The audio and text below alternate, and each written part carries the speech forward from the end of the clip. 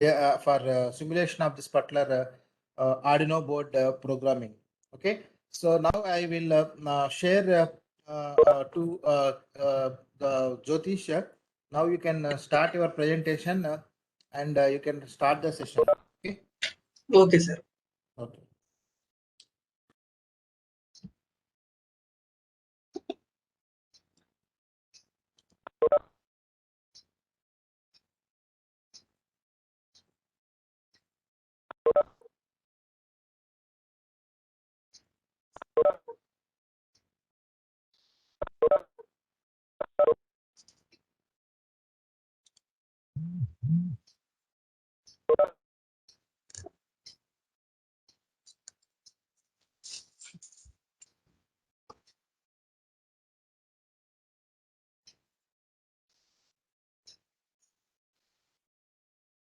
Sir, my screen is visible, sir. Your screen is visible and your voice is also clear only. Okay, sir. Okay. Okay, you can start, Jyotish. Yes, sir. Okay. Good afternoon, everyone. In this session, I will give you an overview of the Tinkercad circuit tools. In this tutorial, you will learn the Arduino programming by using easily test code in Tinkercad. Mainly, this tool is very helpful and useful for beginners and people those who have not prior knowledge about the programming also can do this program. This Tinkercad. This Tinkercad is an open source and it is a freely web-based online application of software tools. It only requires an internet connection and only it requires web browser for doing these circuits. Tinkercad provides us easy 3D creations and electronic simulations and circuit sections.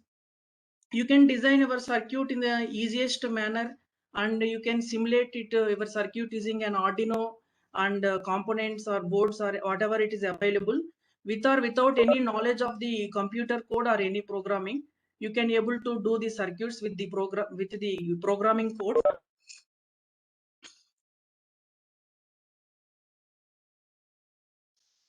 Coming to the Arduino UNO board, this is the main part of the Arduino UNO board.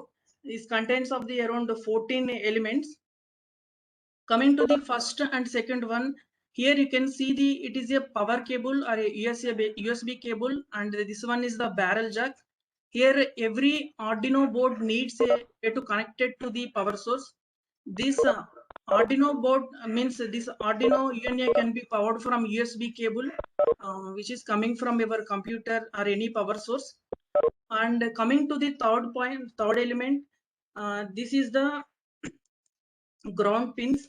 The pins on your Arduino are the places where you connect wires to construct a circuit.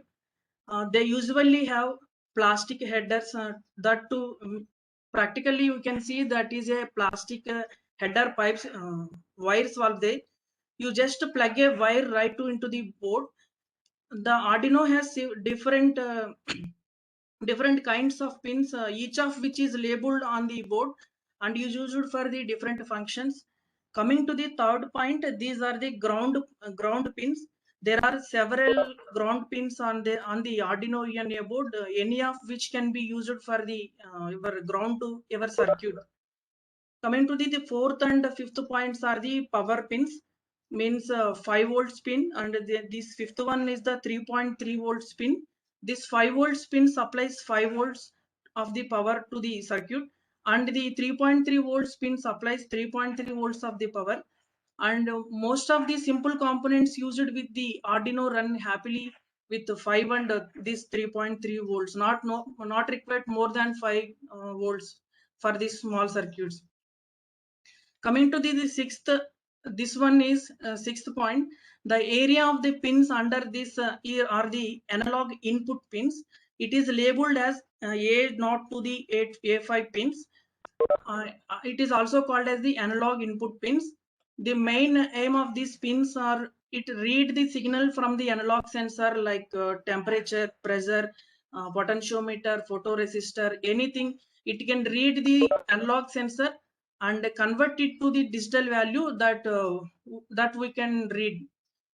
Coming to the 7th and 8th pins, across from the analog pins are labeled across there are other pins also there, digital pins those are the 0 to 13 pins. You can see on the UNO. These pins can be used for the both digital input, like telling if a button is pushed or not, like it will tell, and as well as it will be used for the digital output, like powered LED or not, we can say from these points. Coming to this 8th one, you can see the tidal symbol. Those are the different with the 7 digital pins. You may have noticed that tidal symbol here in eighth point. Next to some of the digital pins here, 3, 5, 6, 9, 10, and 11 are the tidal symbols. These pins act as a normal digital pins, but can also be used for something called pulse modulation, means pulse width modulation. These pins are being able to simulate analog outputs like fading an LED in and out. We can say, we can observe from here. You can see the 9th. This pin is AREF pin, means it is a analog reference pin. Sometimes we call as it is a external reference voltage like 0 to 5 volts. And coming to the 10th one, here we can see the reset button. This pushing it will temporarily connect the reset pin. This can be very useful if your code does not repeat or does not work, but you want to test it in multiple times. It will be very useful if you switch on this one, it will restart. And coming to this one, power lines, power LEDs indicator, it is just beside the and right of the word UNO on the circuit board. There are LED next to word on. You can see here also other LED small LEDs are there. This LED should light up whenever you plug your Arduino into power source. These small lights will be power up. If the light does not turn on, means there is a chances something is wrong. You have to check recheck your circuit. If these lights is not blinking, means you can see the 12th point, TX and RX point terms are there. These are the TX means it is a transmit, RX means it is a receiver. These means once by digital pins 0, 1 we can give in while giving the Arduino. It means Arduino is receiving or transmitting, we can know from these lights TX and RX whether it is transmitting or receiving, we can observe from here in Arduino board. And coming to this one is the 13th one. You can observe here the black thing with all the metal legs. Here you can observe it is a integrated circuit. It is a main the brain of the we can say it is a brain of the Arduino board. And coming to the 14th one, here it is a voltage regulator. It controls the how much amount of the voltage that is need to be Arduino board, that we can observe from here. These are the list of experiments we are going to do in this session. 7 segment display, 3-way traffic light controller, control the blinking rate of LED using the potentiometer, and red, green, blue circuit, RGB circuit, control the intensity of LED using photoresistor and servo motor.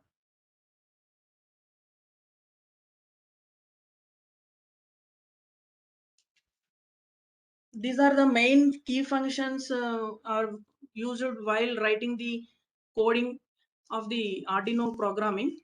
Here you can observe, you can see the define. Here it is defined. It is a slash define.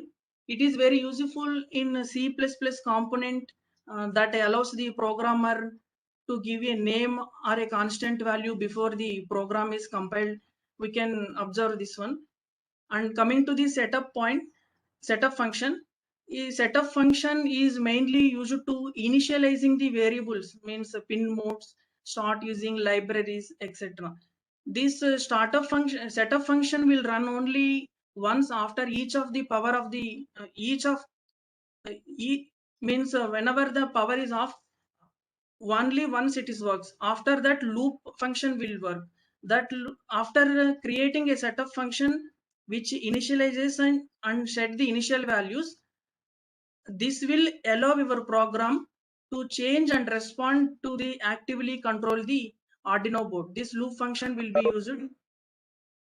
And coming to the next pin modes, these are we are going to give the numbers of the input or output pins numbers here. The pin for which a specific mode is selected or not, we can observe from here. The mode for the pin specified in the function, it can be output or any input.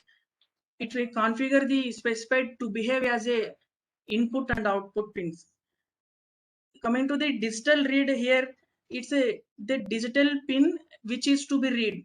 Means this function mainly used to read the digital signal from the specified digital pin.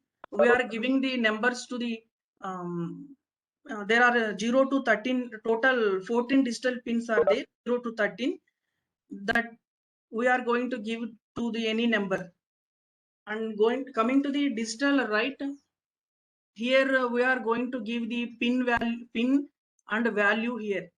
The digital pin is to which is to be written. It can be high or low, we can observe from here. Coming to the analog read function, this analog read function is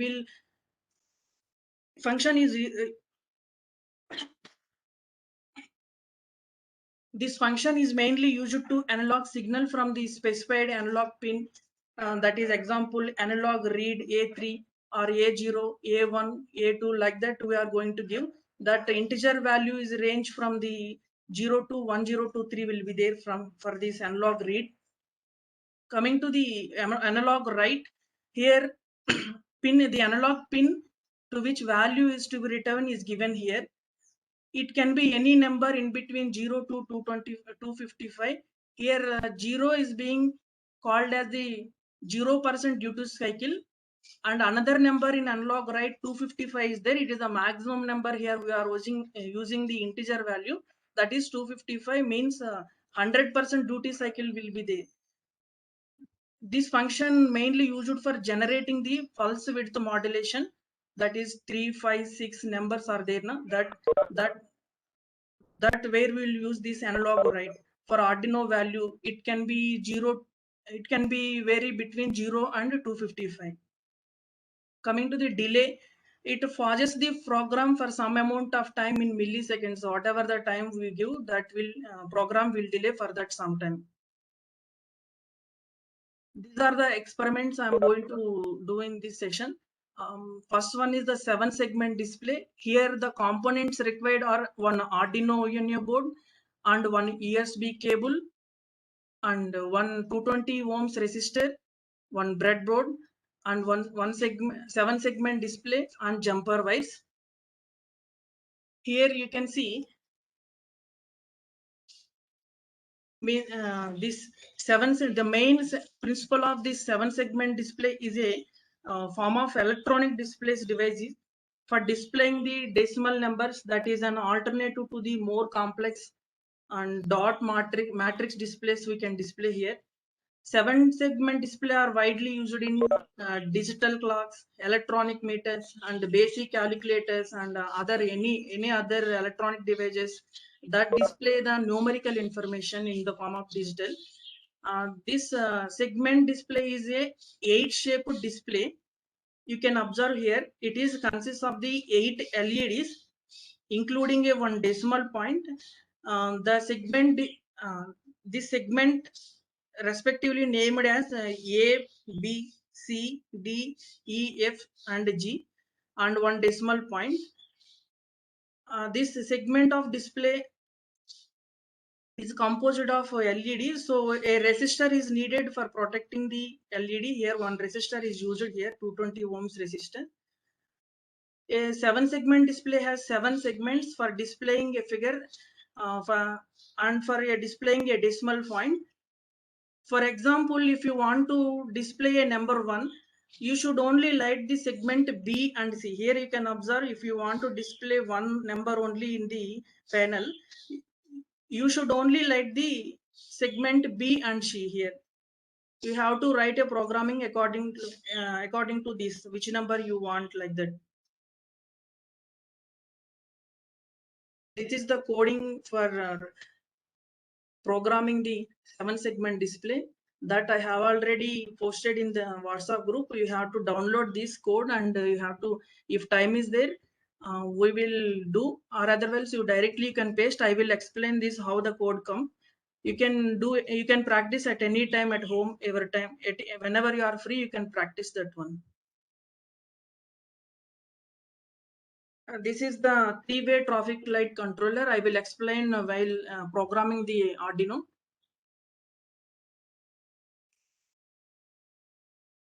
This one.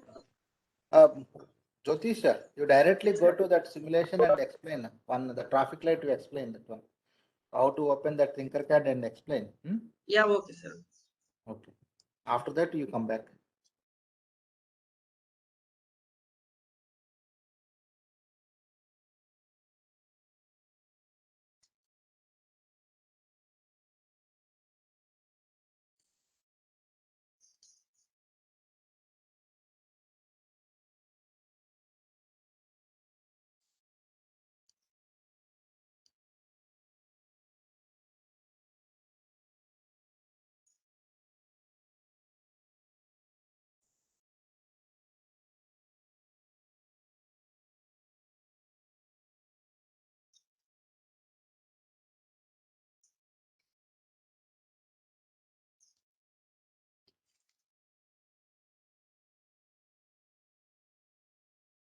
Sir, can you see my screen?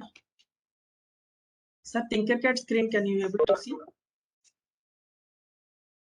We can see. We can see. You explain them how to log in everything. Yeah. All of you first open your web browser, Google Chrome or anything.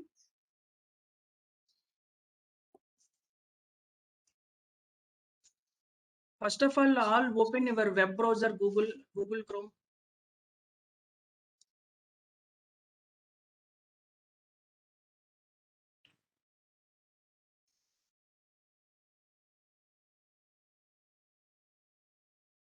Yeah, you can continue. Yeah. Okay. You show from your Sir, Google Chrome. it's already login, sir. Directly whenever I click, I coming to this page, sir. Okay. Just you show them in the Google Chrome. You type that Tinkercad like that. So all participants just in the Google Chrome, you type Tinkercad. So automatically you will able to get one. So after opening this home page, you go to the login page, login, you click on the login button, login or setup, sign up is will be there.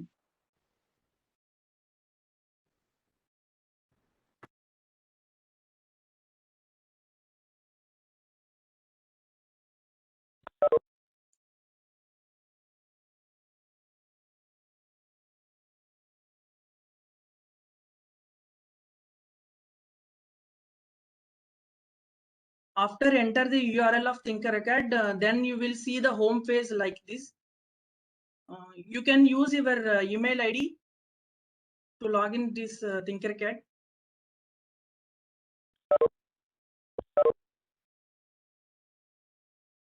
I hope you have all done, I think.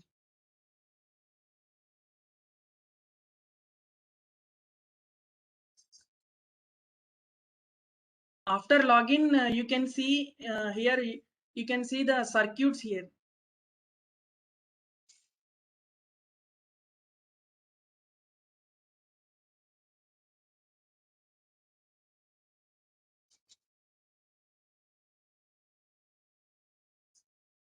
Go to the circuits and create a new circuit.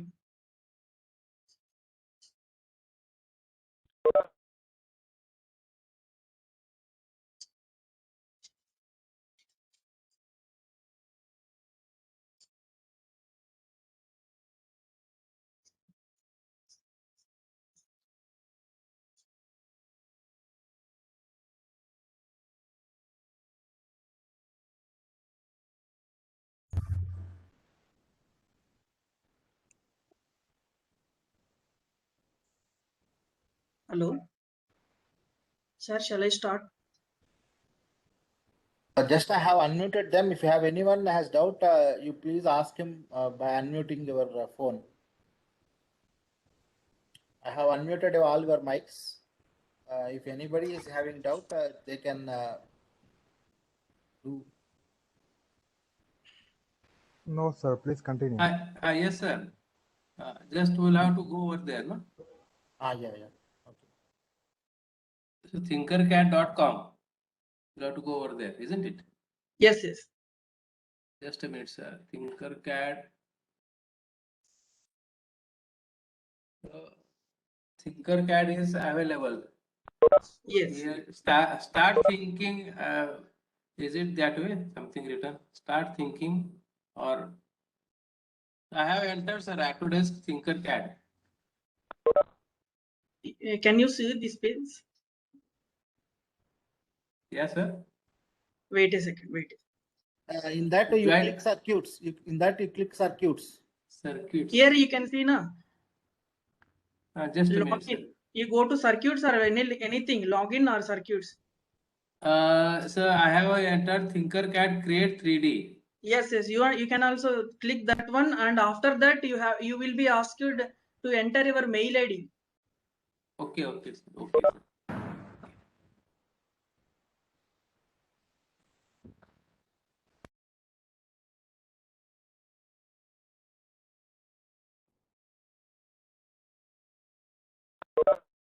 Jyotish, you continue. They will cope up. Other time Okay. is this. Okay, sir. Okay.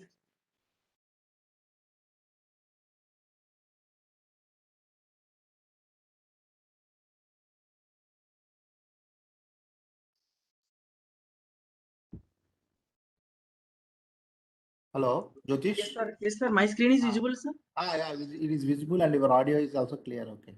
Okay, sir. Okay.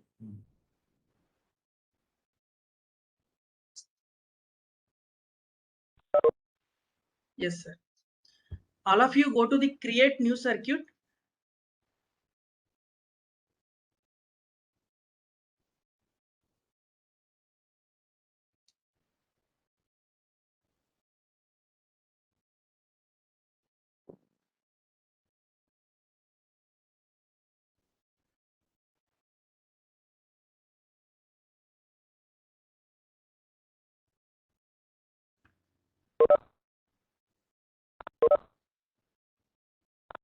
Meanwhile, I will explain a simple example before going to the big experiments.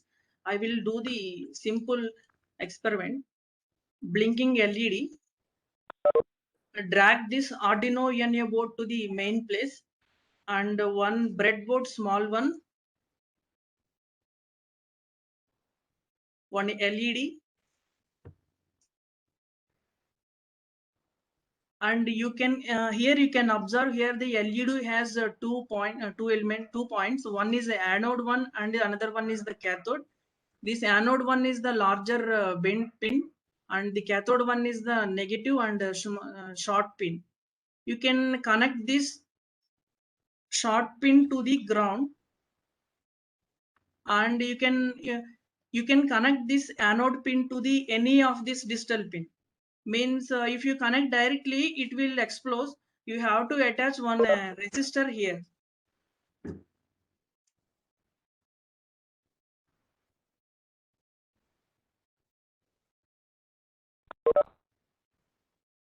And one end of the resistor, you drag one, take a one jump wire and attach to the any number here.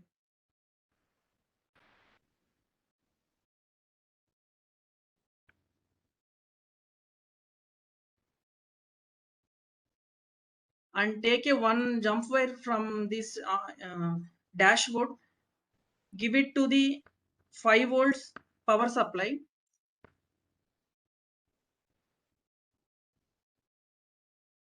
and this wire labeled as a red one,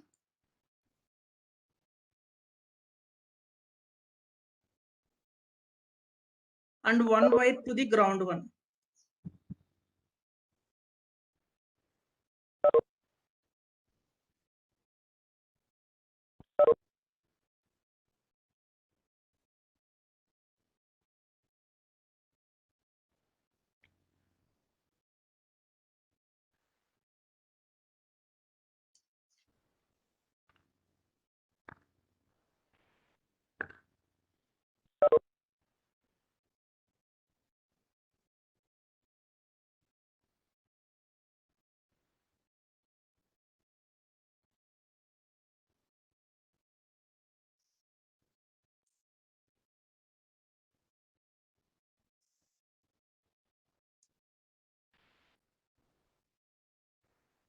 All of you, have you done this one?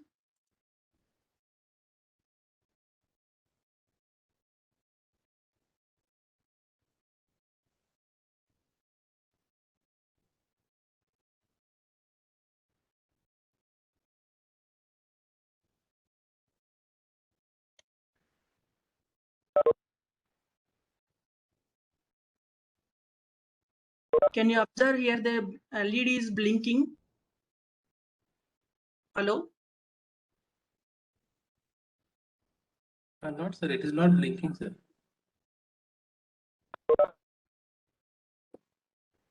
Here I have given the. Yes. Yes, it is blinking, sir. Right. Yeah, okay.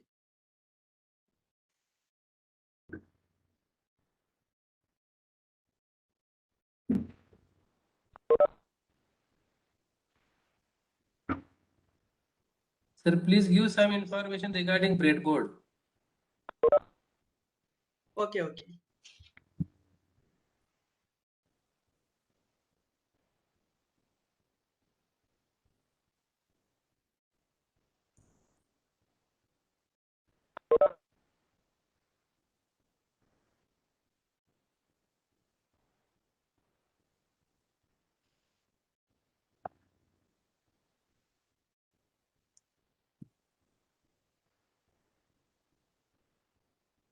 Wait a second, it is loading another experiment. I will explain that.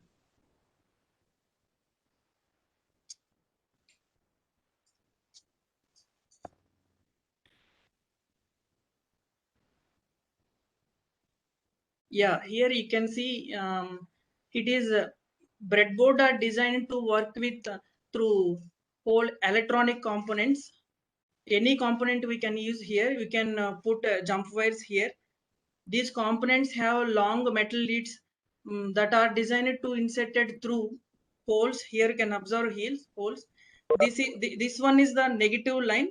You can see here it is attached line by line. Every hole is attached here. This one is the negative component line, and this one is the power source line.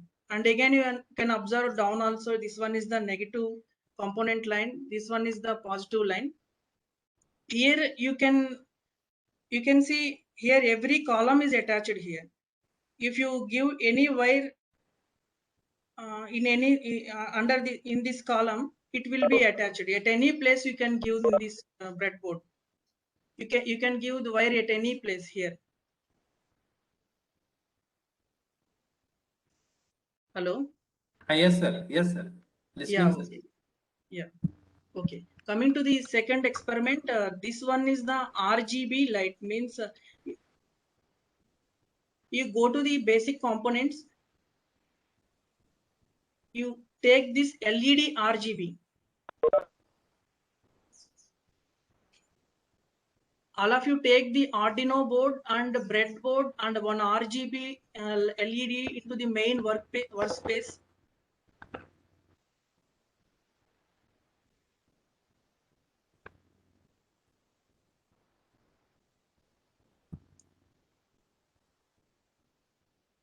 After dragging this LED, you can place it any place, like this, any place you can place here.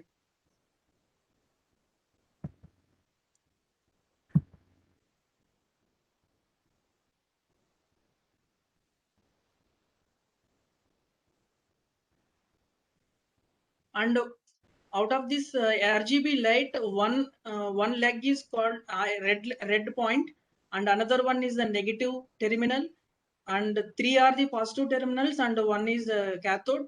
This one is the blue point, and this one is the green point, and this one is the red point. You have to attach wires from this RGB light to the Arduino board.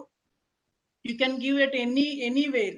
Means I have given here the 11, 12, 13 point as a input to the digital pin, and one cathode pin I connected to the negative terminal. Ground I have connected here.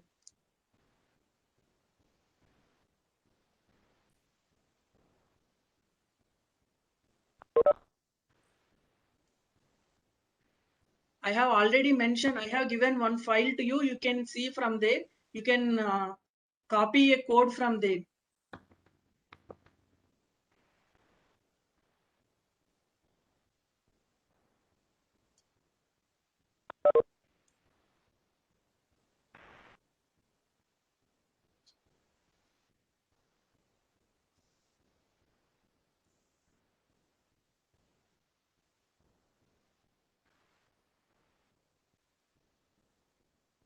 Hello, are you able to? Yes. Here you give the resistors to each leg.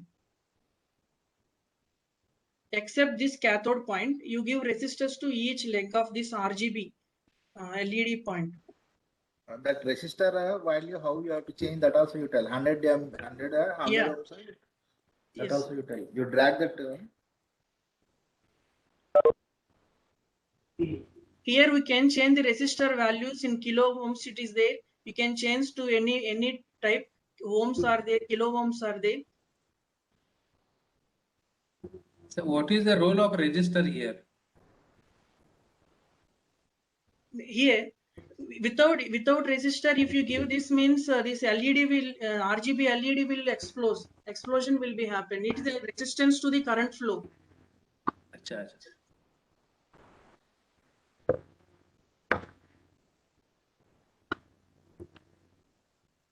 How to decide the value of resistor, sir? Which value? 220? Yeah, click on this resistor. Click on that one resistor button. Resistor, you can give here values. You can change here. If the more resistance will be there, less amount of the current is flowing. Na? Like that, you give any Okay. value we can give.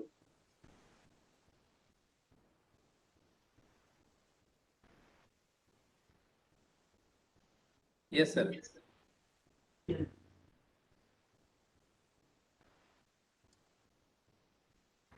So one end of the resistor you give each to the number, means a digital pin. Here you can observe I gave 13, 12, 11 are the pin modes pins.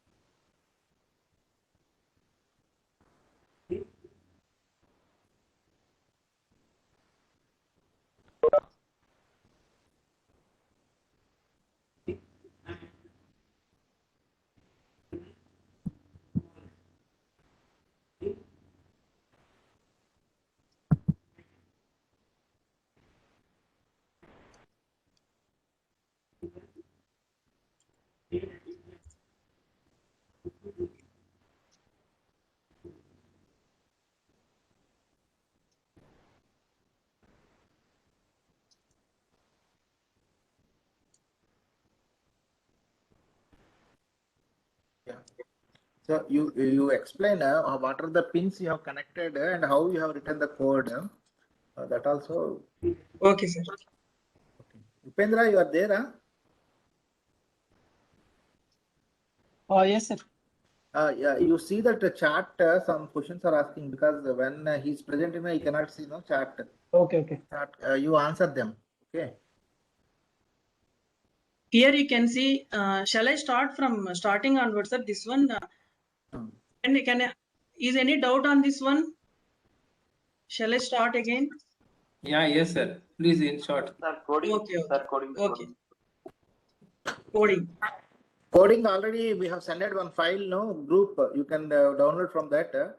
But you know that whenever you are connecting any one of this particular to whatever the pin you are connecting, that will be given as a right pin, and that the status is going to be changed to 0 or 1.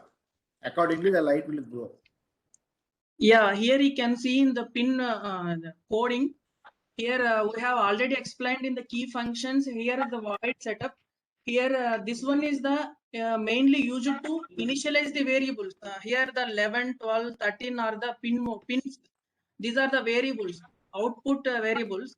We have to give output variables here.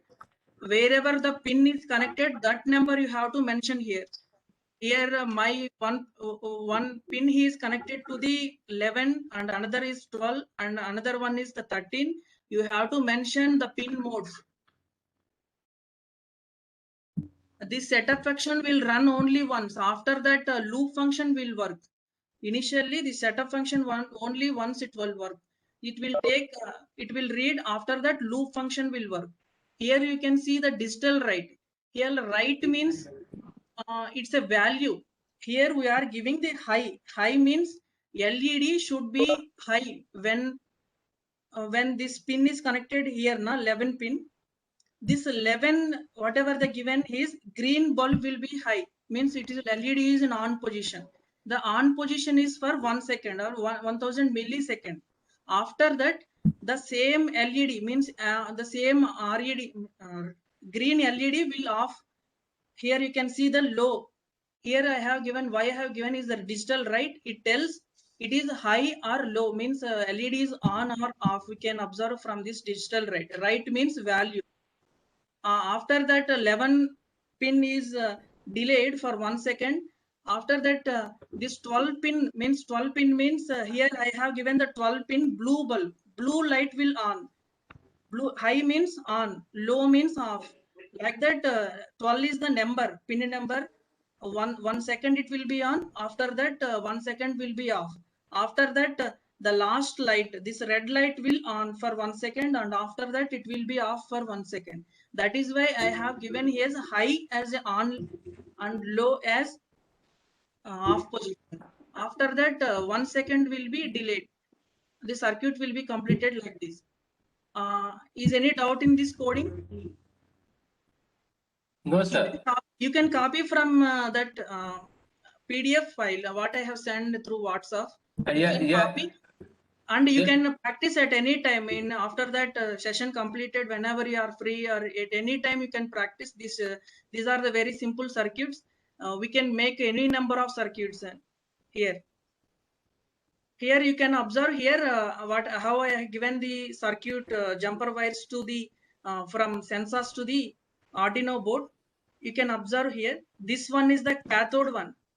Every time the cathode means negative is connected to this negative terminal. Have you observed here? Yes. Yeah. All other means this red light, green bulb, blue bulb, and red bulb is all connected to this numbering. Means it is taking as an output. Okay. Here the resistors are connected here in a column. Circuit diagram is okay, all of you? Yes, sir. Okay, shall I start simulate? Yes, sir. Like this. 1 second blue bulb will on and after that green bulb will on, red bulb like this it will be on.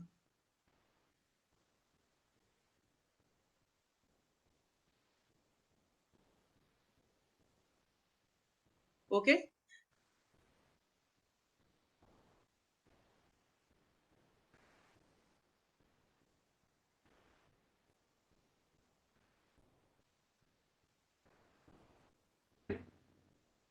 Shall I go for another experiment? Is any doubt here? No, sir. Next. Okay.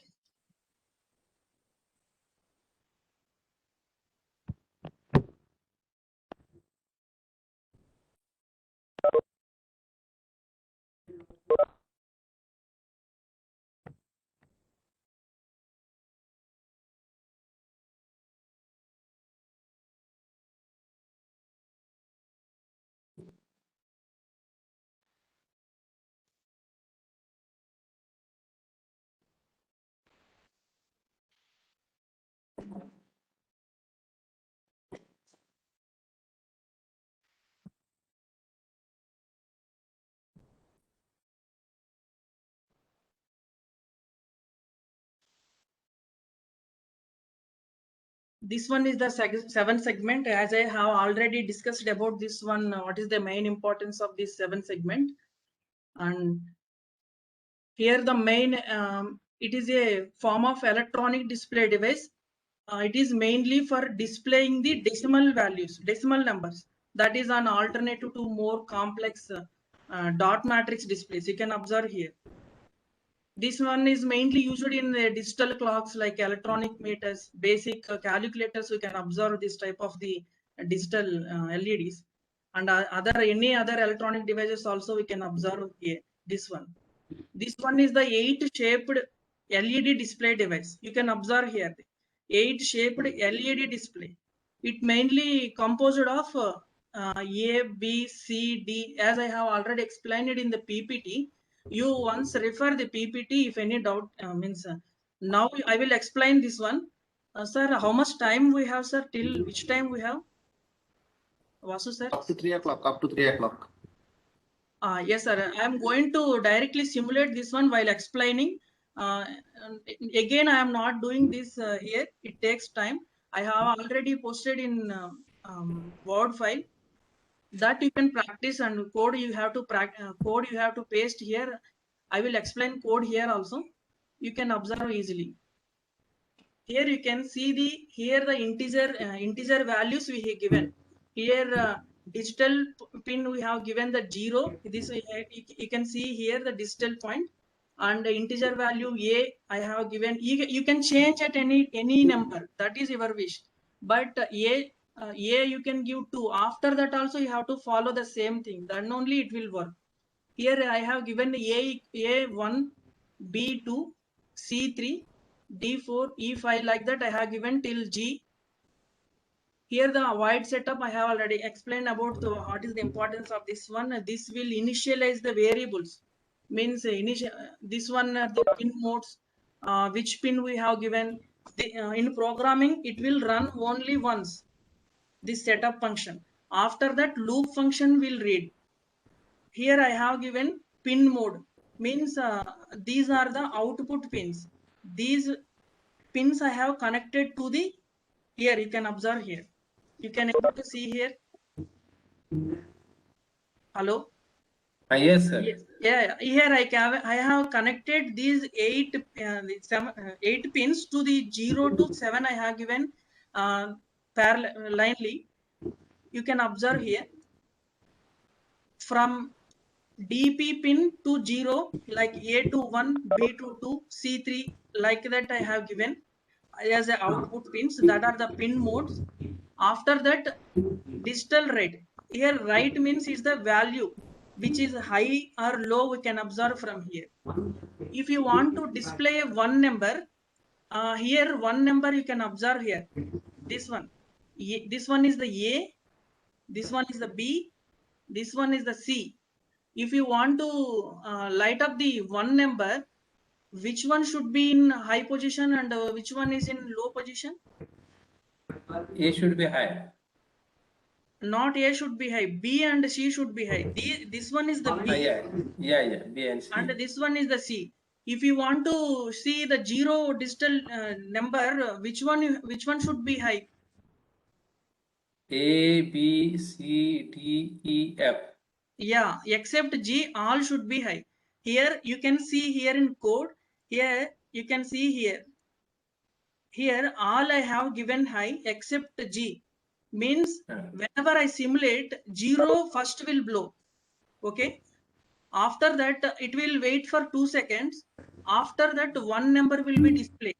That one number, if you want to see the one number, which one should be high and which are not, which one should be low? Only A and B should be, B and C should be high.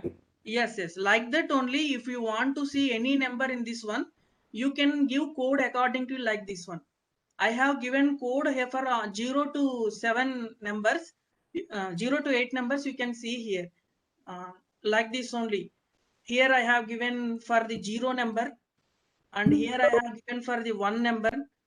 This one is the 2 number. This one is the 3. Like this I have given for the till this one.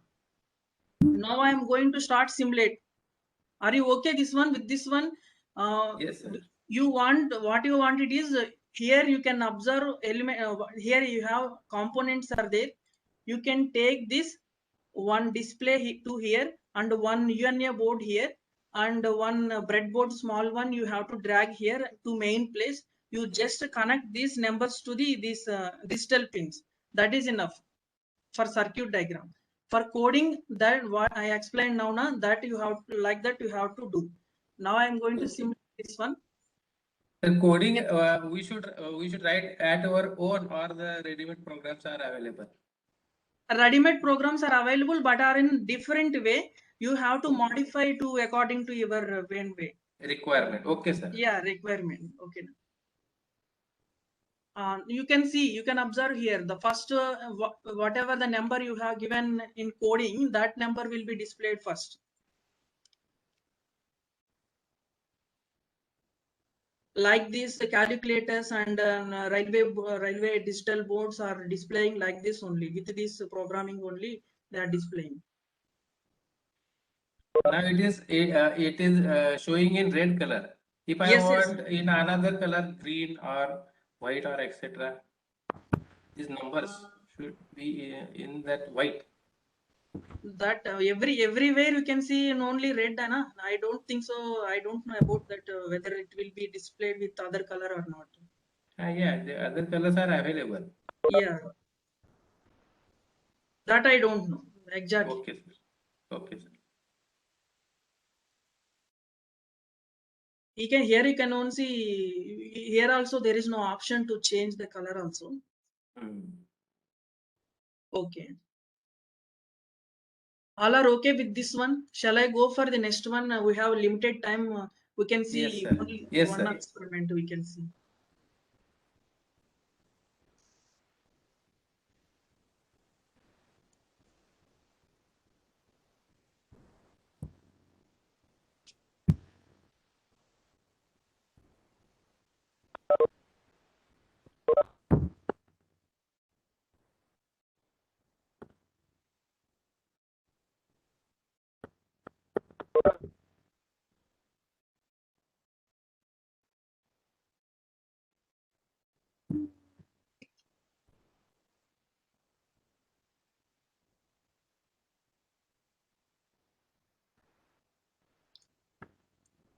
Hello everyone, can you able to see this screen?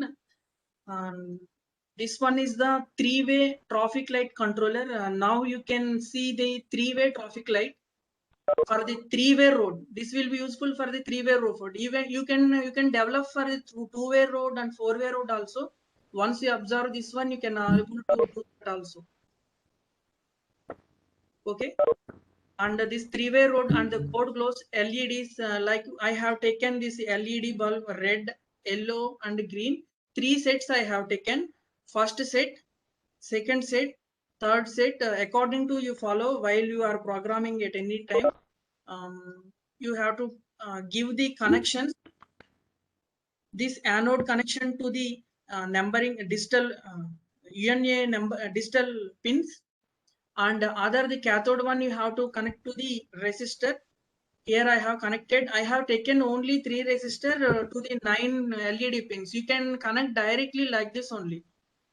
No need to take 9 resistors. You can directly connect. Here I have connected. See, this one is the cathode. I have connected to the cathode point, one leg to the LED. Like this only you connect to the other LED bulbs to the cathode. Like this one, this like this. Okay. Other leg of the LED, you connect that jump wire to the digital pin, that are the output pin. Can you see here? Can you observe here? Yes, sir. Yeah, okay. Like this only you have to make circuit. You take any number, any set of numbers here displays, LEDs. Okay. This cathode is connected to the negative, that is ground, and this anode is connected to the this digital output pins. And entire this is entire board is connected to the power supply, 5 volts power supply. You can observe this positive is connected to the 5 volts and this negative is connected to the ground. Like this you have to make circuit. Coding also like what I said earlier, also the same thing follows here. Pin mode you have to give whatever the number you are taking, that number here, the number means here the digital pin. Digital pin number you have to give here. It will read once, only once. After that, this loop will work. This pin modes numbering as 2, 3, 4, 5, 6, 7 like that up to 10. And coming to the void loop, here the right value I have given. Here I have taken 1 as high. You can observe, no need to write high.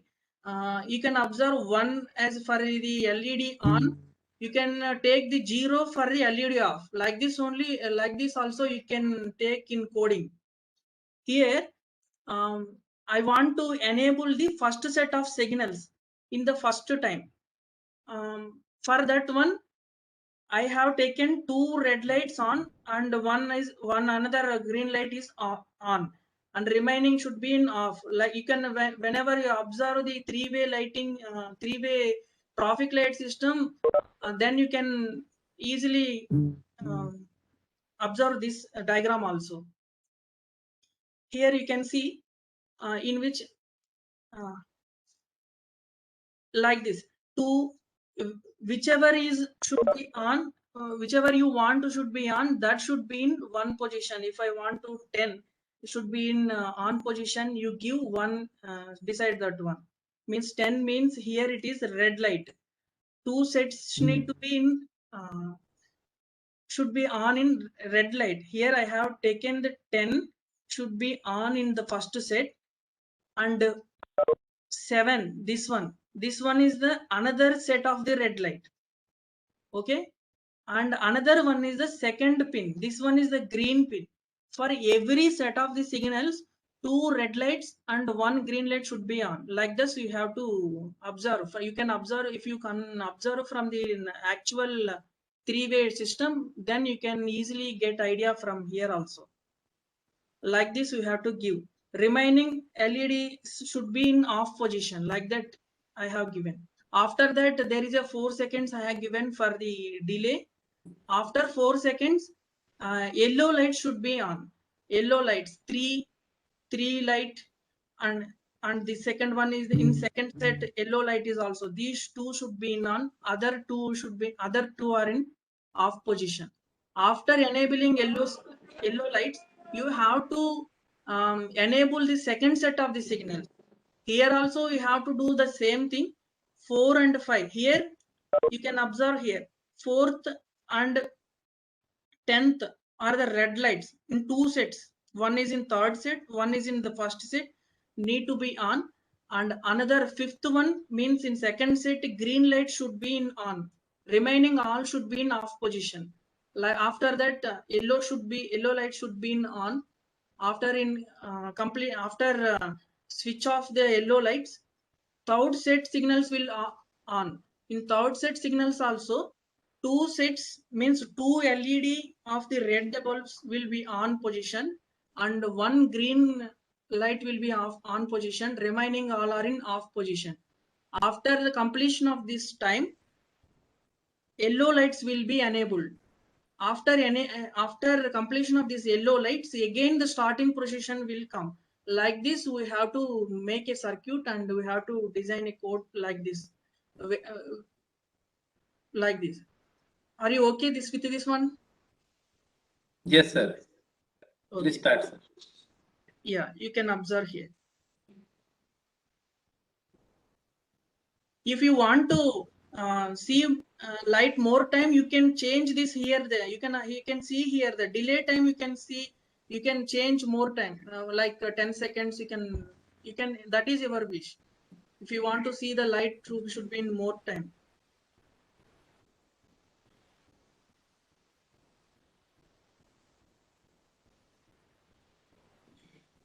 Like this, any number of circuits we can make with this online Thinker CAD. A number of circuits we can make.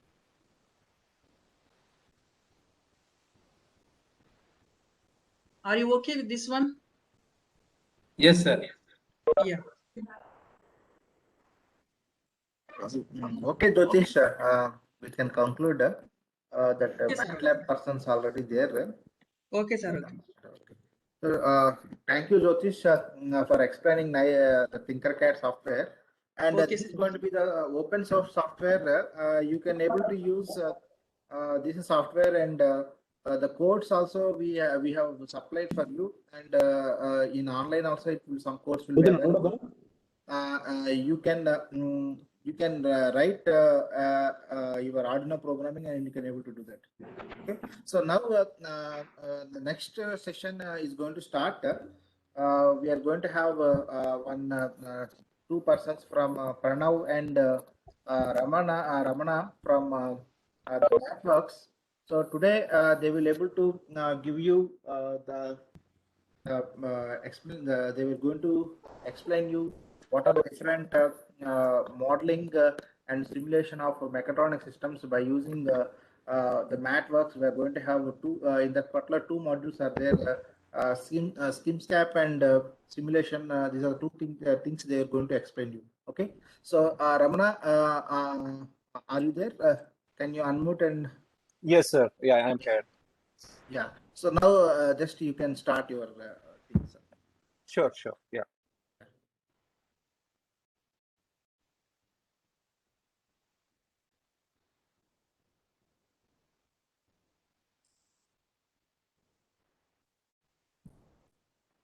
All right.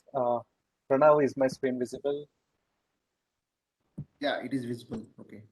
Yeah. All right. A quick check. Is my audio clear? Yes, Yes, Ramana, it's clear. Okay. Are slides moving smoothly? Yes. Great. All right. Yeah. And thank you very much, Professor, for this opportunity. I did attend yesterday's session for some time, and I see good crowd all around, and I could also see there are people from even schools who joined this, who are looking at using some sort of workflows in this particular FTP to as part of their ATL tinkering labs at these schools, right? So it's good to see Polytechnics lecturers also joining this session. And I and Pranav will walk you through pretty basic workflows using Matlab, Simulink, and Simscape. How do you come up with the simple prototypes where you can integrate motors, electronics, and converters, right? So we will. The idea is we'll keep it very basic, and if you have any questions throughout the session, please do not hesitate. Write down in the chat. There will be other two math workers joining this session, and if you have any specific questions, post them in the chat, and they will be able to answer, right? And your questions need not be just around mechatronics, but in general, if you have any questions or challenges using MATLAB Simulink in your curriculum or research, you can post those questions too, and my colleagues will try to answer most of them in the session, right? Towards the end, we will also have a open discussion, and you can have your questions asked there itself. All right, so yeah, as title suggests, we are going to discuss about the modeling and simulation part mostly, and using Simulink and Simscape. The focus products will be on Simulink and Simscape. And I have with me Pranav from the same team, Education Technical Evangelist team at MathWorks. And our team engages with professors, research scholars at universities across India, helping them use MATLAB, Simulink, and other products, other 100 plus products in the best way possible, right? So if you have a course that needs MATLAB or Simulink or Simscape to teach or to come up with some sort of assignments or projects to students, and if you're finding challenging to use a particular feature or a toolbox, you can reach out to us and we will help you in that, right? So with that intro, we'll move to briefly what we are basically. So MathWorks is the company, and it's dedicated to for engineering community, basically, be it academia or engineers in industry or scientists, right? The two flagship products are MATLAB and Simulink. MATLAB is a programming environment, and it doesn't need any introduction, I would say. In fact, MATLAB is more familiar and more popular than the company name itself. So that speaks a lot of how MATLAB has penetrated into academia as well as in industry. Simulink, on the other hand, it's a graphical approach where you come up with algorithms using block diagrams. And by block diagrams, Simulink enables quickly to develop logic, and you will be able to also generate C or C++ or HDL code out of it and deploy it onto the target hardware, right? So we do support generic C code also, apart from target-specific hardware. If you have any processor which is not directly compatible with Simulink, you can still generate generic C code and deploy it onto the hardware, right? But in any case, if you need any help with using Mathlab or Simulink, you can always approach us, right? So with this intro, this is the agenda that we have for today. First, we are going to start with some sort of hands-on. I believe most of you have received a mailer from me yesterday around 4 p.m. or 5 p.m.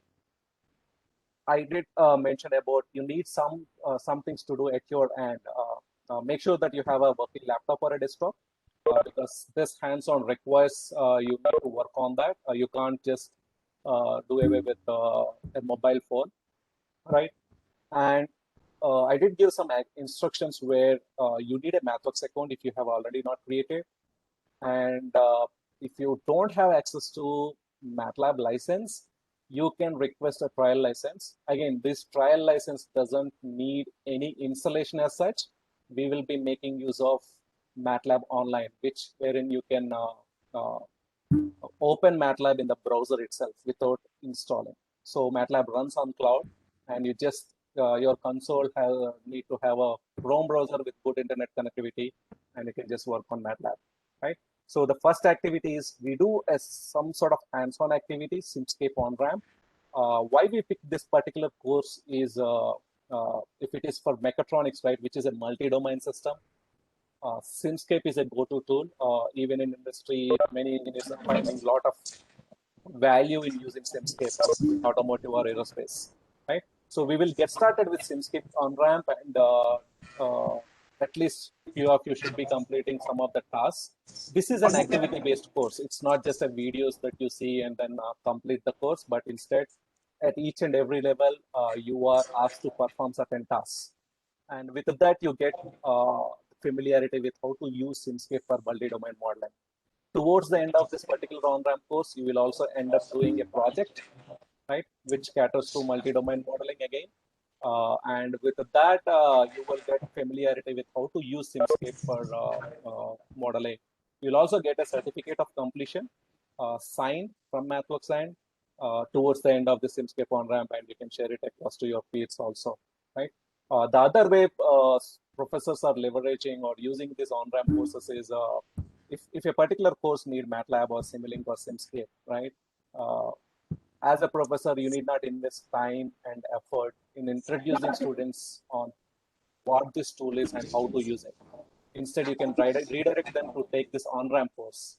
There is an on-ramp for MATLAB, on-ramp for Simulink, on-ramp for Simscape, deep learning on-ramp, machine learning on-ramp. So on-ramps are a get-to-started courses basically, and it doesn't require any prerequisites as such, right? So for this, it's to align to this theme of FDP, we picked Simscape on-ramp, and you will get to know how the environment is and how to get started with in a while, right? Later, once you are familiar with at least few of the tasks in Simscape on-ramp, we will start our session with introducing you the model-based design and walk you through mathematical and physical modeling. Yesterday, Professor Vasu mentioned about this aspect in the evening session on if you have a system, then you express it in terms of mathematical equations or express in terms of physical networks, right? So we will get you to how do you model a mathematical equation using Simulink, or how do you come up with plant models using physical modeling, right? And once the plant is designed, it's all about controller and how do you tune a controller, right? And towards the end, Pranav will also talk about low-cost hardware integration like Arduino, and how can you work out without writing a single line of code? How can you make it? How can you deploy the algorithm onto the hardware, right? And towards the end, we will open up for discussions, and you can have your questions answered. But again, do not wait for the session to end for asking your questions. Just post them in the chat. If it needs to be discussed then and there, we will stop. We'll pause for a while and then take the question, right? So with that, let's start with getting access to Simscape on-ramp, right? Uh, can everyone, I need your response in the chat window. Does everyone here has Mathlab's account created? Type yes if you have already done that activity. Yes. Do you have a Mathlab's account? Type yes.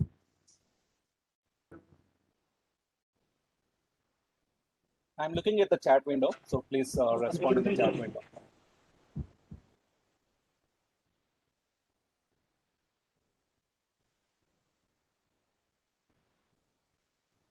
Yeah. Also, if you have access or privilege to unmute yourself, you can unmute or also ask a question also. If you... Actually, most of them have created already. I see a lot of yeses in the chat. Is anyone talking? I can see some murmur. I can hear. Ramana, can you hear me? Yeah, I can hear now. Yeah. No, I was saying I see a lot of yeses in the chat, so most of them have Mathlab's account. I see. Yeah. So there are around 100 plus people joining this session. And the next question is, do you have a working laptop or a desktop right now? Please type in the chat.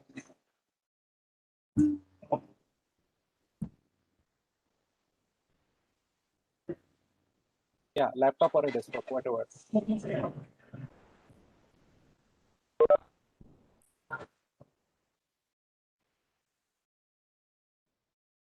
All right. Okay. Great. So the first step that we want you to do is just fill out the feedback form. This is a pre-session feedback, just to monitor your progress with the on-ramp course. I'm pasting this link in the chat window and walk you through what we have as in the feedback form here. Right. So once you click on that form, you will be redirected to this form. Right. Just keep this handy. Do not do. You can just fill the first basic things up to institution name, and wait for instructions on filling out the fifth question. Okay. I will instruct you what needs to be done, what needs to go in this particular field. Right. So just keep this the details included.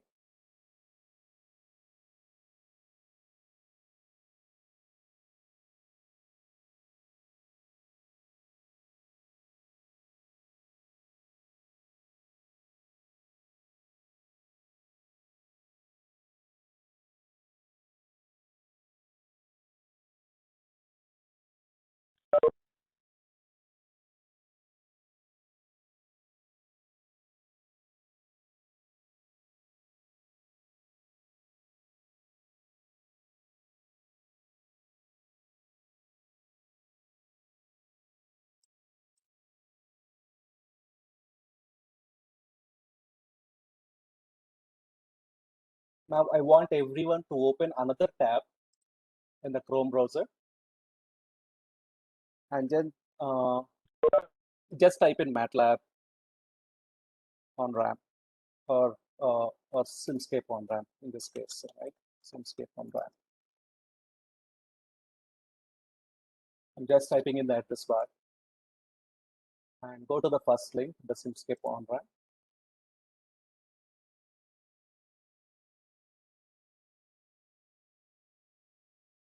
So I will be pausing for each step because not everyone will have the same pace. Okay, so Nalin Chaudhary has a question. I'm on cell phone, laptop at service due to some technical issue. Okay.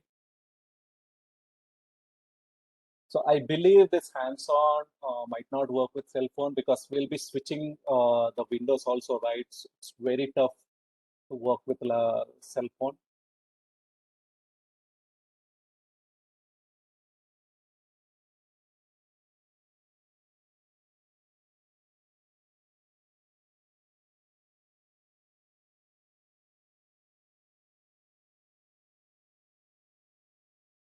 All right. How many of you doesn't have access to laptop or a desktop? Can you mention in the chat window? I think that is a better question to ask.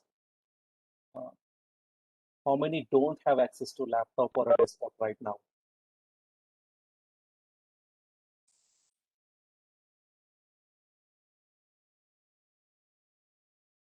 For the fifth question, I will tell you what needs to be done.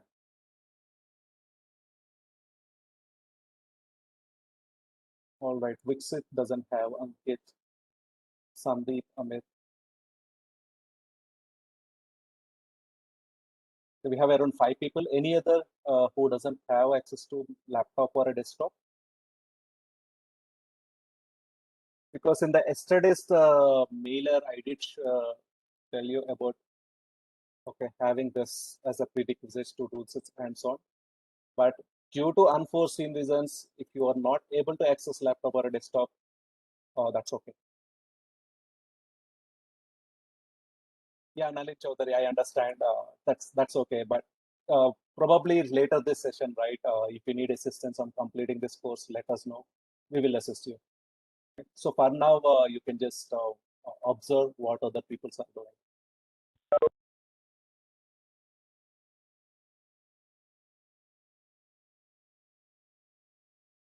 All right. So except around 5 people, I guess. So with the participants that we have around 111, 100 people, 100 plus people has access to laptop or a desktop now. All right. Is everyone on this page?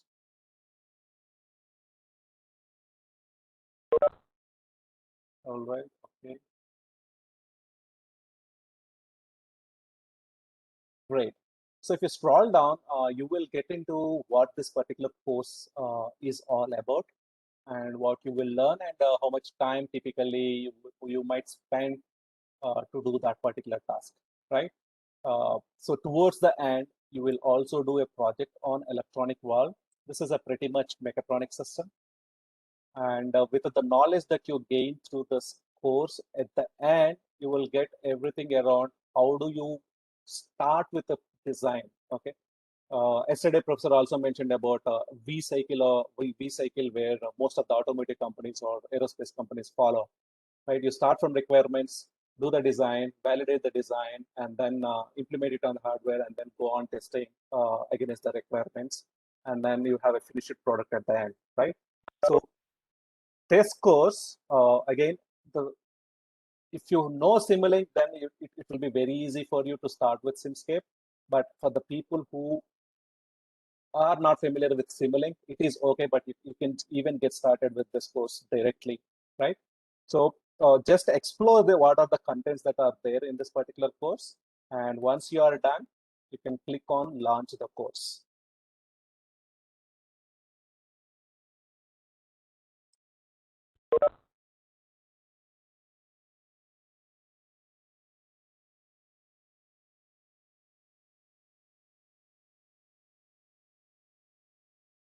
Okay, so once you click on launch the course, you will be asked the login, right? You might have already created the login as you mentioned earlier. So just log in with your Mathlab account. If you haven't created account as of now, click on create one here and give the basic details. And you need to validate a link that is sent by MathWorks to your mail ID. Once you're done with that, you get a MathWorks account, right? So since most of you already have a MathWorks account, just log into your account.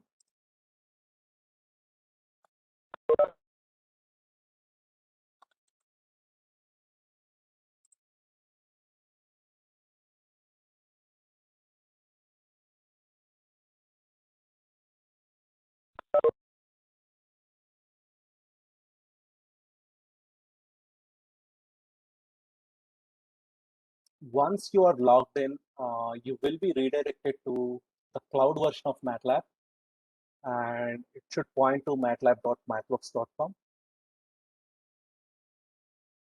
And the on-ramp page basically pops up here.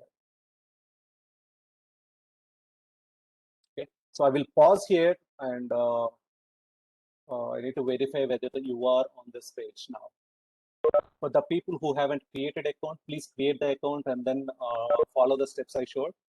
For the people who already created an account, just log in and you will be redirected to a page something like this. If not, then you need to get the trials. Okay. If you have any issues, let me know in the chat window, and we will assist you to get to this page. Hello, sir. Yes, sir. I am on this Mathlab page. New to Mathlab, see resource for getting started. So this is the home page, I think so. As per the yesterday's message, I have worked on that, and I am on mathlab.mathverse.com. Window is there. Okay. With command prompt, I am over there. Okay, with command prompt you are there. Okay, so I get it now. I guess you are here, right? Yes, I am here, sir. You are here. Okay. So this is also fine. I will let you know how to get access to the on-ramp course. Like Chinmaya wants to repeat this. Okay. So what I did initially was just search Google in Google Simscape on-ramp, right? Go to the first link, Simscape on-ramp. You will get to a page with all the course details, right?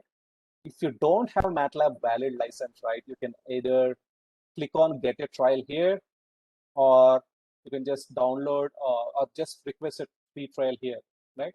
Now again, don't start downloading the MATLAB and installing it. It will take a bit of time. You will get direct access to MATLAB online when you request trial. So that doesn't require any installation.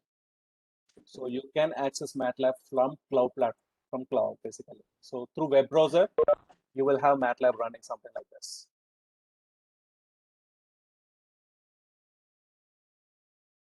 Any issues, let me know. Not able to open the page. Varshadas. Okay. Can you be more precise? What is the page that you are not able to open?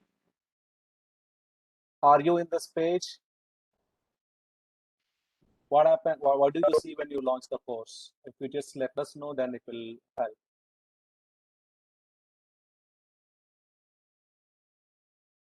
All right. So when you click on request a free trial access, right?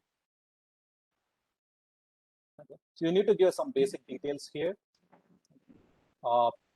If you are not aware whether your campus has a license, you can also check for campus license here. But you can directly give the basic details here. What is the experience with Simulink? Okay, and then check on this radio button and submit. So once you do that, you will get the trial license.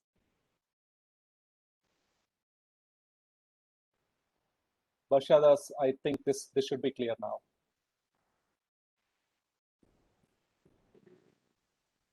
You logged in. Are you following this procedure, Rafi?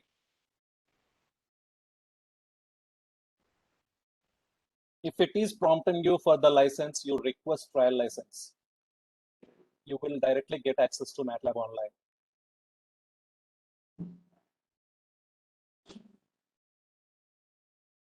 Yeah, this trial license gives you access to 30 days.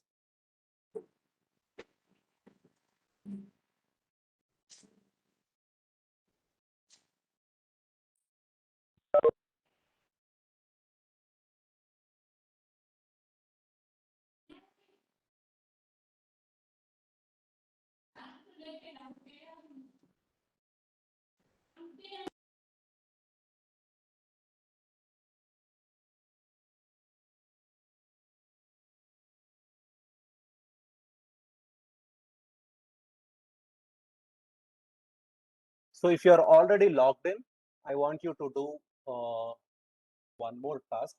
Everyone, please concentrate on this particular screen now. Stop doing what you're doing on your system.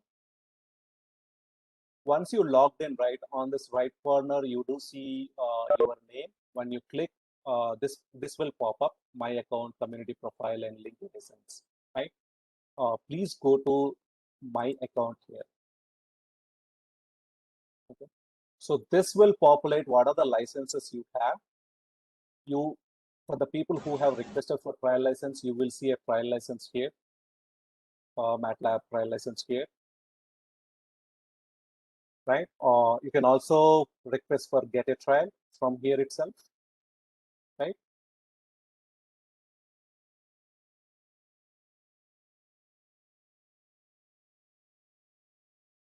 And once you are in this space, go to my courses.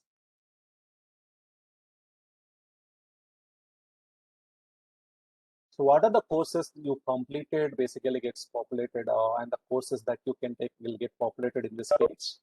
Okay, if you see, I completed Simulink on-ramp 100%. This is the most recent activity.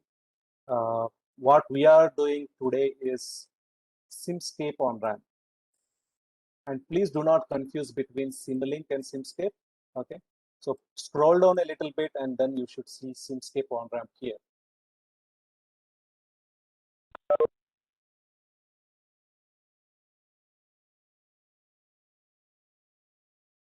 Right. So once you can launch from here itself also, but right now what we want to fill out the fifth question in the feedback form, click on view share certificate here and click on the shareable link here. Okay, please do not click this shareable link. We want your certificate link. You can just click on this icon here to copy the link, and in the feedback form for the fifth question, the link should be the answer. Right. So I will go again. In the course page, if you scroll down, you will see Simscape on-ramp. Click on view share certificate, and under certificate, you will see this link, shareable link. Click on it, you will get the link to copy. So click this button to copy the link. Go to the feedback form, paste the link to the certificate here. Please do not use any other link that is mentioned in the bottom. Just the link besides this Facebook icon and LinkedIn icon. You will see this shareable link. Okay. So we did also mention the same thing here, where to get and what is the link. So just by looking at this image reference, you will know what is the link that need to be copied.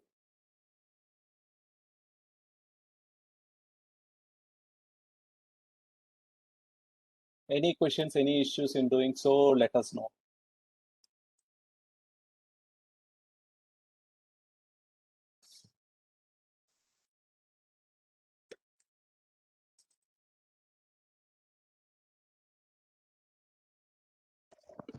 Sir, I logged in, but I don't know how to see, sir. You logged into your Mathworks account? Yeah, yes, sir. So probably if something like this you are Mathlab or artificial intelligence, like that will be showing. Is the page. Can you paste the link in the chat window? We will look into it. Wherever you are right now, just paste the link in the chat window. Just I am in in.mathworks.com. Okay, Vasantha Rao, right? No, sir. I am Rafik. R. Rafik. Rafik, just paste the link. Whatever you see, just paste the link of the website here in the chat window.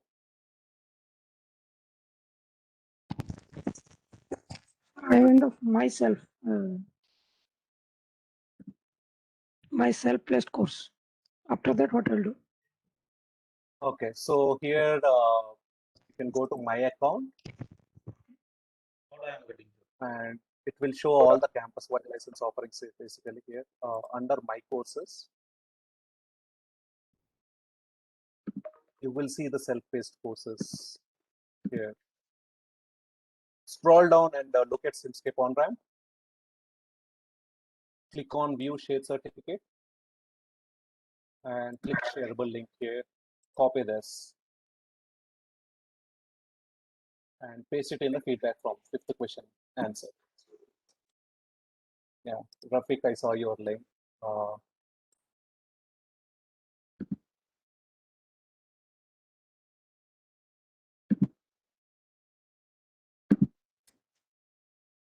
Sir, we have to take that shareable link, right, sir? Yeah, shareable link. Rafiq, I think you got the MATLAB online access, right? No? Yes. Yes. Yeah. Then I will guide you later on how to get it, right? So Okay. for now, just be there. All right. Anyone else had issue going to this particular page? Yes, sir. out the I link? have entered. I have here, sir. Mathwork.com. Next. Campaign product trials.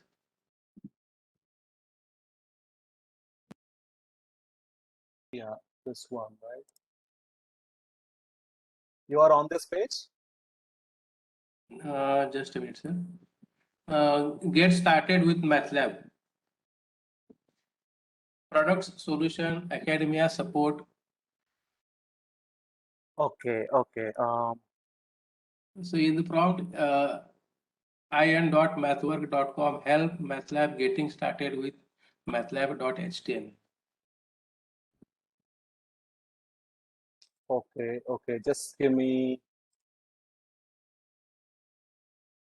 Are you here? Just a minute, let me see, sir.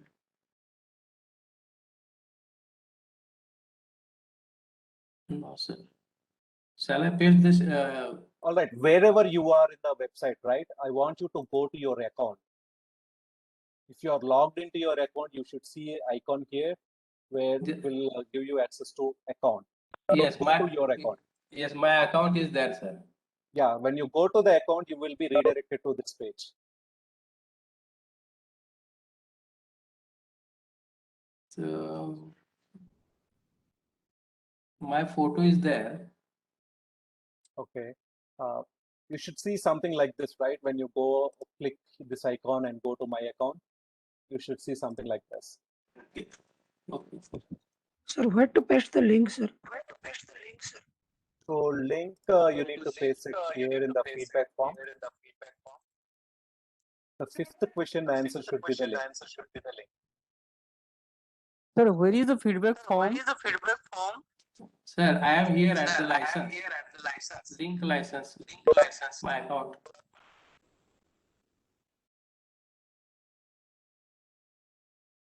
Okay. Just give Maybe me. we'll take It's one the by same one. here as well. Sir, I missed the feedback form here.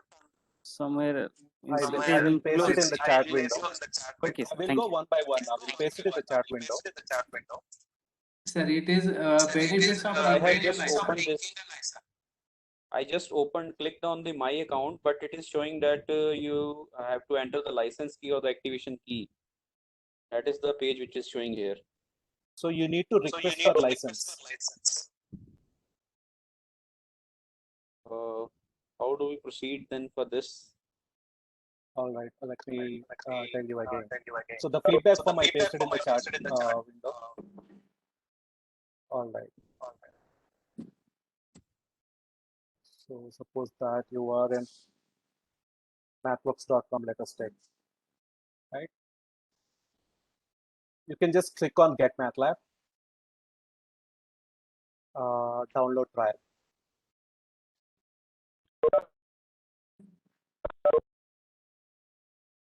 Or you can just say Simscape, go to Simscape on RAM, get a trial. You have means to get to the trial anywhere. In most of the pages, you will see this. Okay, so we want you to request for a trial if you don't have access to MATLAB. Yeah, after pasting the link to this, you can just click on submit.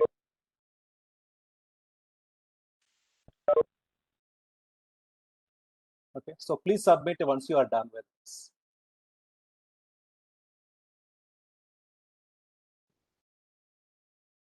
So for the people who have submitted, we want you to get started with Simscape on RAM. I'll just launch the course here.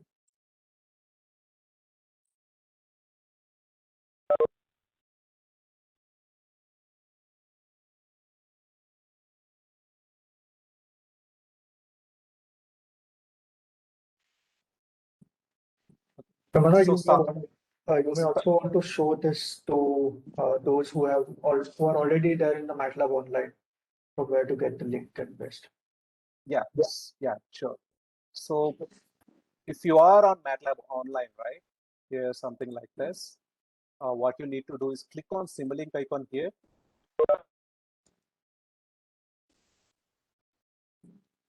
And it should redirect you to Simulink start page. There are on-ramp courses that should be listed here. So I see Simulink, State Flow, Control Design, and Simscape on-ramp. You need to click on Simscape on-ramp. Okay. And you'll be getting into this page.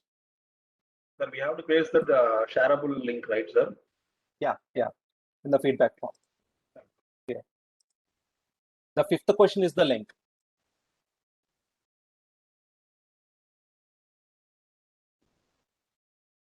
All right. So you will get started with the course overview, first chapter, first section. There will be some videos in between to just get you familiar with what you will be doing as a next task, right? So watch the video and get to the next task, right? So this is again completely hands-on. You need to perform the task at your end to get to the next task. Right? It also shows how much percentage you completed on the top. Sir, excuse me. Yeah. Just how to copy the link, sir. Just I missed. All right. So I will show you. Okay.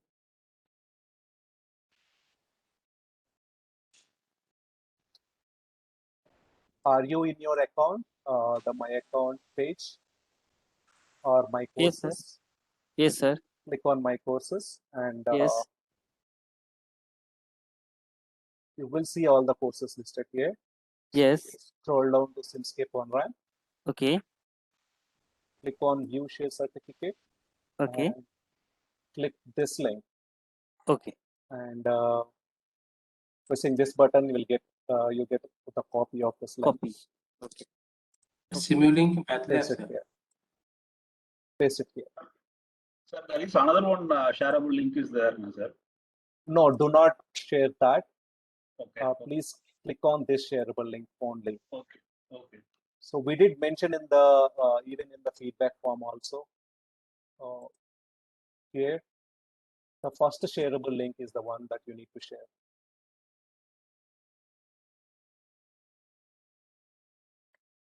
That's it. Yeah, that's it. And you have to get started with the on-ramp course. If you are on Matlab online already and not on this page, click on Simulink icon. On the left window, you will have a list of courses where you will see Simscape on-ramp. Okay. So if you are get started and then start doing the tasks. Go ahead with doing. And for the people who have issues of getting to this particular stage, let us know in the chat window. How to go to Matlab online? You can just go with, if you are already logged into your Matlab account, you can just type in matlab.mathworks.com. I've already Get you logged to in. Matlab online. Yeah, I'm pasting the link to this. So this will get to you Matlab straightforward if you are already logged in.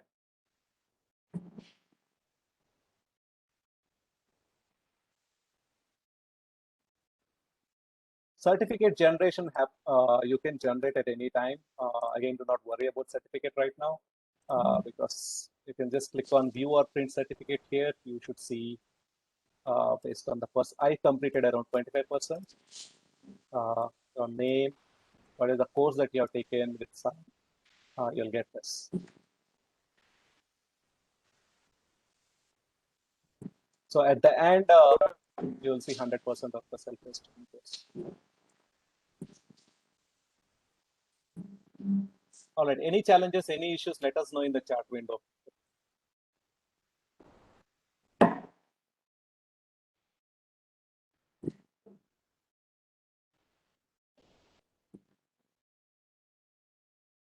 Sir, we have to see one by one. We have to complete all. You get started with Simscape on-ramp and then start doing the tasks. Okay. Yeah.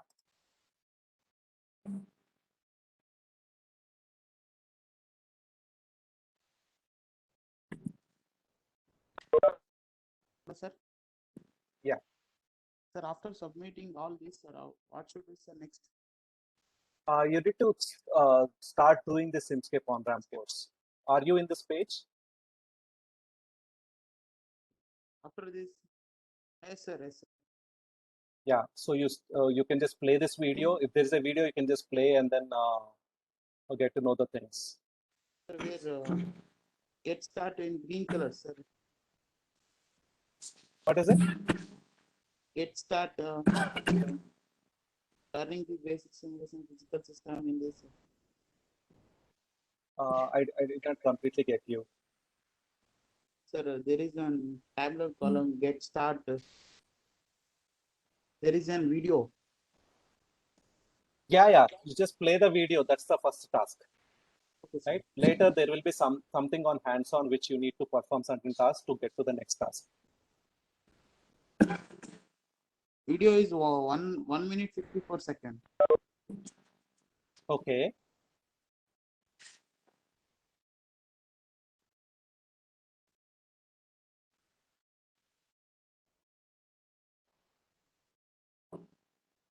Okay, you are on Simscape on ramp here.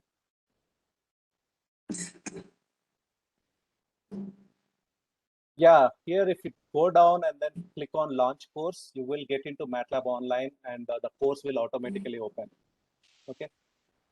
If you haven't requested for trial license, then you need to hit on get trial and get the license first before you launch the course.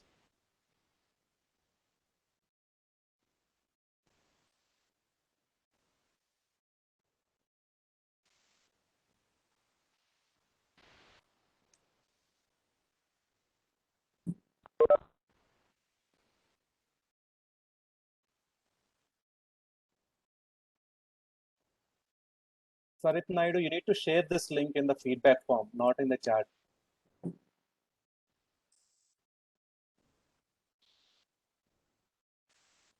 Okay.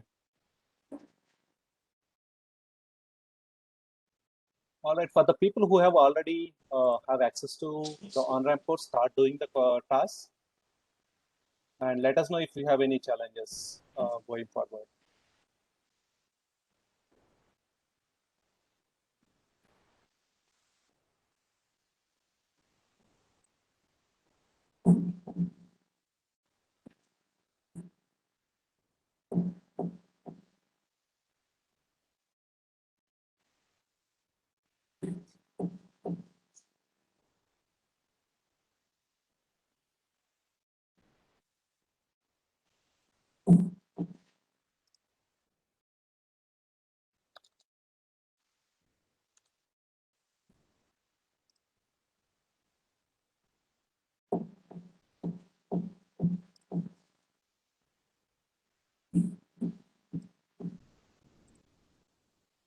We got around 50 responses so far.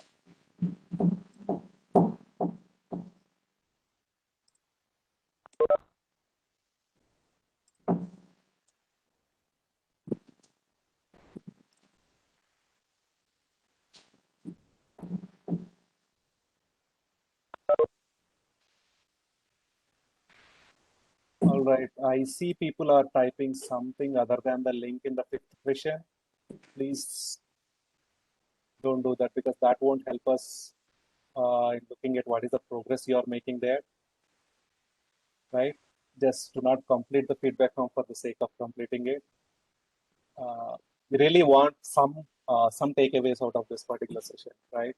So once you get started with this and complete a few of this task, we will start with the session and then give you some awareness around math modeling, physical modeling, hardware integration, and code generation, right? But getting started with this is very, very important. I saw some other links in the field. Please do not post any other links apart from what we showed you.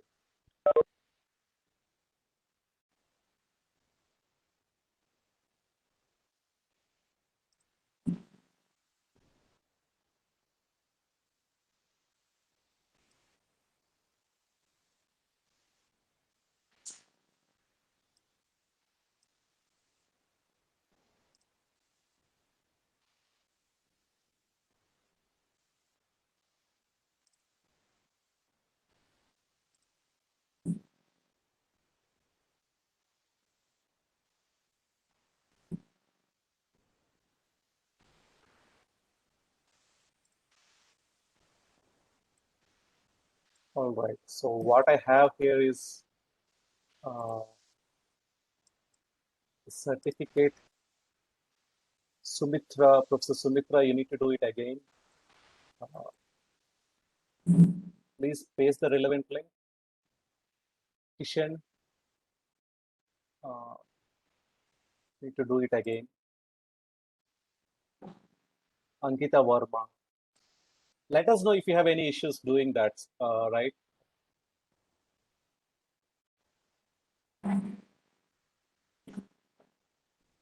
Dino Joseph Ramanujam, you need to also do it again.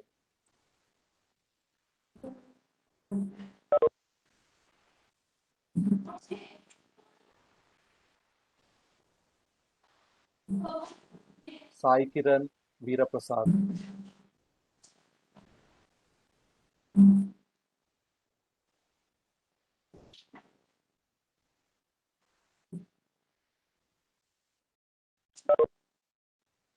Nalin Chaudhary.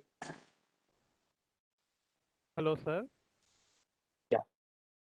Sir, can you just delete my submission of in row number 5 because that is of Simulink one. For Simscape, I did submit once again.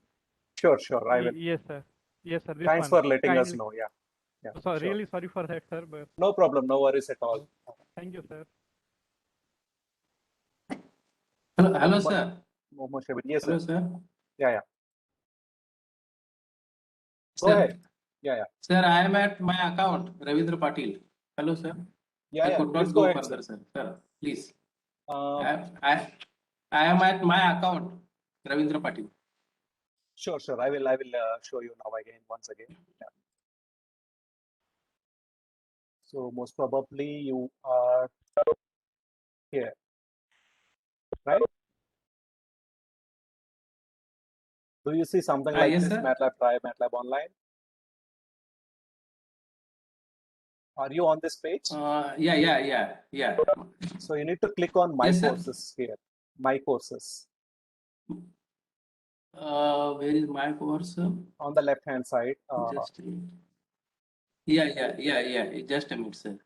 My courses. Yes, my courses. Yes, sir. Yeah, click on that. And just Yeah, look at my click it. screen now. Look at my screen now. Scroll down and you should see Simscape on ramp. Just a minute. Looking for just a minute. Mathlab and Simulink training. Yes. Do you see Simscape on ramp when you scroll down? Just a minute. Huh? Mathlab on RAM, Simulink on RAM. Yeah, scroll down. You should see Simscape Machine on ramp. Simscape on ramp. Yes, sir. Yeah, look at my screen now. Just a minute, sir. Yes, sir. Click on View or Share Certificate Simscape. here. Just a minute, sir. Just a minute, sir. Yes.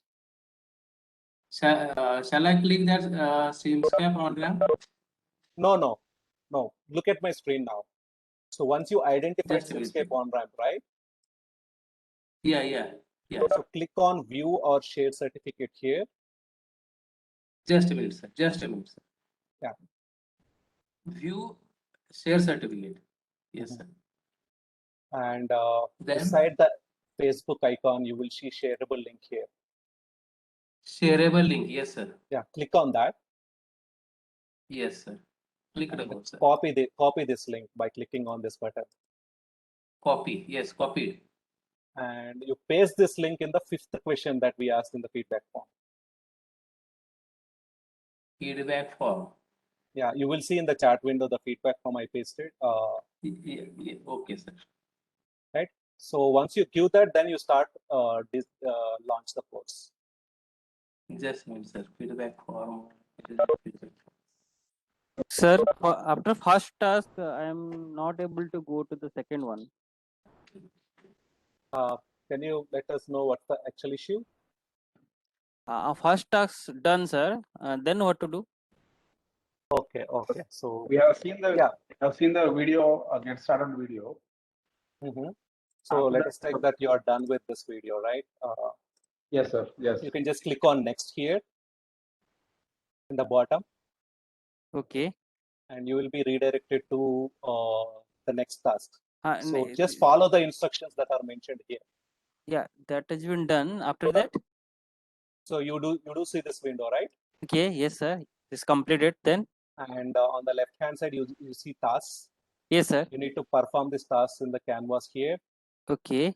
and it will show whether you have performed the task successfully or not in the assessment here, Okay. right? So like that, once you are done, you can just go on clicking next and go to the next task. This next is hidden for me actually. This is covered. So okay. Which next? This one Bottom one, sir. should not be the case. So unless I think you complete that task, you'll not be able to go to the next one. Yeah, you need to complete Okay. that. So read the task carefully what you need to perform here, and then do the task correspondingly. So the actual task that you need to do is mentioned in this particular box, right? Okay, okay, sir.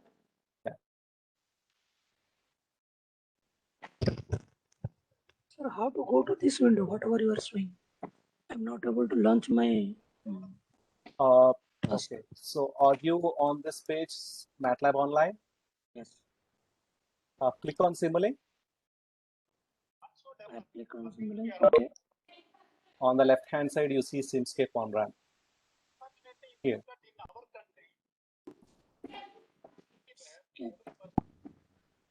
Sir, I'm not able to see that Simulink Simscape on on RAM. RAM, sir, for me.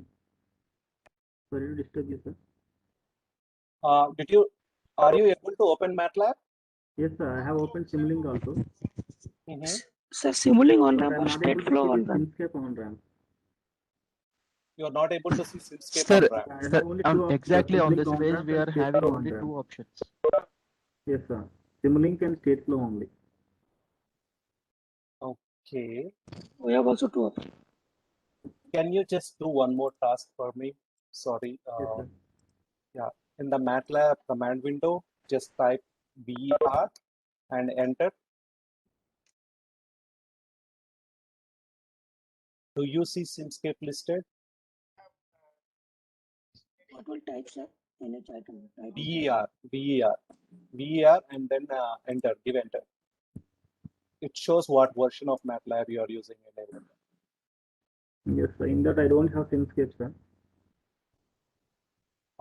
The chances are that you might have requested only MATLAB trial request. But if you have gone through this trial, right, I think you should get the Simscape also included in the trial.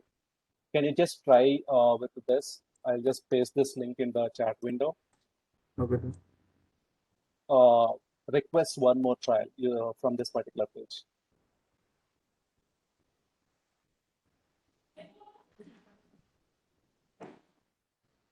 I mean, the initial steps are always hard, but once you get started and then start doing this task, right, you will get familiar with the tool.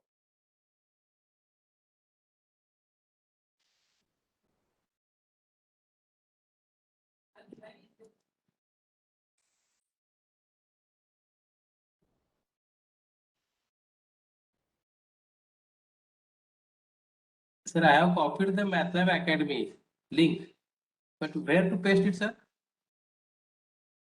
Pranav pasted the feedback form, sir, in the chat window. If you see, there is a forms page. Please paste the feedback form. Yeah, it is already there in the chat window. But chat list is very lengthy, sir. What is it, sir? I did not get you.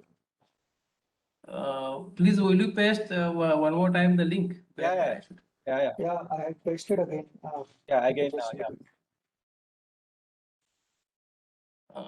Which ones are linked? Feedback form. Yes. Feedback forms. Feedback external site continue. Destination site. Yes, Continue. sir. Yeah, continue. You will see NIT this form. Warangal. Yes, I have to write the name. Okay. Yeah, you fill all these details. In the fifth question, you need to paste the link. Okay.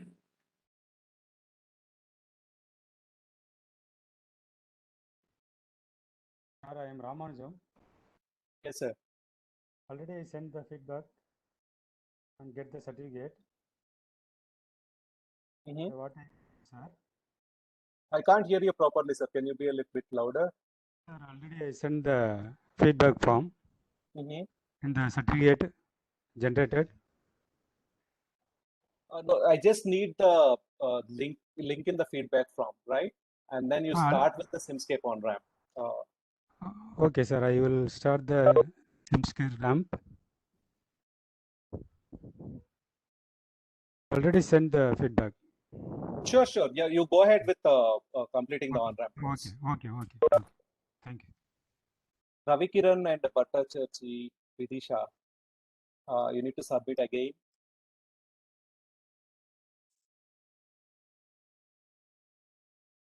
I see, MS Ahmad, you're saying 0% completely shown. So yeah, I mean, as and when you progress, automatically it will be updated. So you'll have to get started with Simscape on RAM and step by step complete one by one each task. It will be updated then.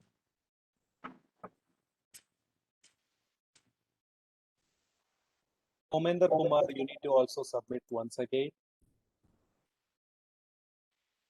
Ramchandra Rao.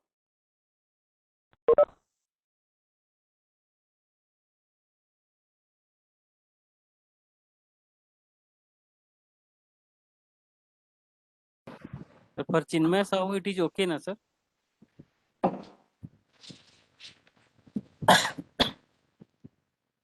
Mohammad Hasham Ali.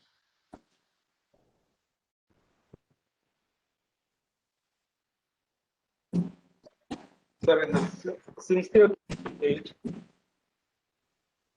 What is it? Yeah, in the first page, I viewed the first video, sir. It is the get started video. After that, it is not going to the first video, first session. All right. Excuse me, sir. Yeah. Excuse me, sir. 1 second. Am I audible? Let me take up this question. 1 second, please.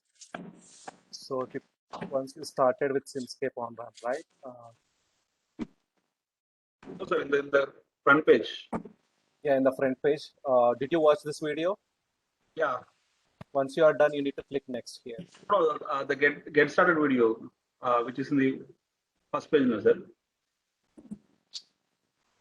Okay, I think he's saying about the web page for Simscape on ramp and he's seen the video over there. Okay, are you in the Matlab online window here? No, sir, no. No. I think you are not following the instructions. That is to get what Simscape is, but this is the course that you will be completing, right? Do you have access to license? Yes, sir. Yeah, you can go to Simscape on ramp. This link, just Yes, sir. go to this link. Okay. And click on launch the course. I ran it, sir, but it is not reflecting in my courses. Then you need to check in the Matlab online itself. Click VER and see if there is access to Simscape for you. If it is not, then you need to request the trial by clicking here. Get a trial. Okay, sir. Okay. Yeah. And please don't mind that this is a huge number of steps. Basically, a very few steps. You need to get trial access if you are not having license, and then just get started with it. Right? It should be smooth enough.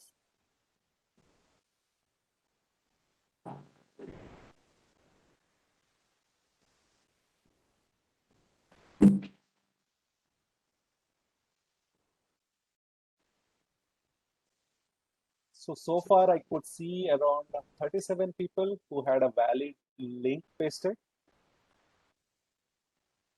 Let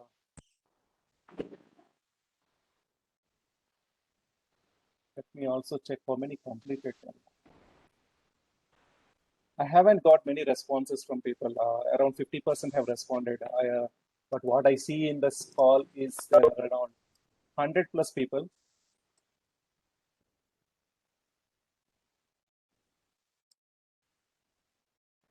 let us know if you have any challenge, right? Again, this is not something that you will be able to complete them now itself. You can do it at a later point in time after this session with the task, and then you get a course completion certificate. Deepak Mittal, you also need to do it again. This is not the link.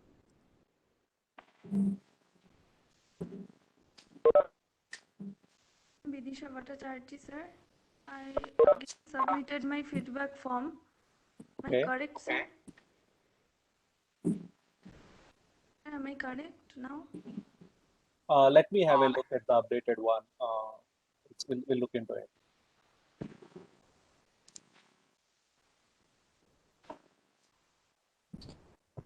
Sir, if SimCamp is not listed, then what to do? SimScape is not listed. If I'll type here. Yeah, please go ahead and request for another trial here. Okay, I'm pasting the link to this page.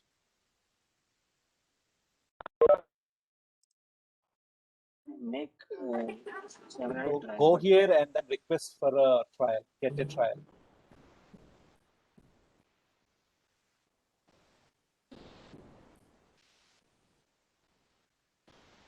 Right, in that case, you will have access to SimScape.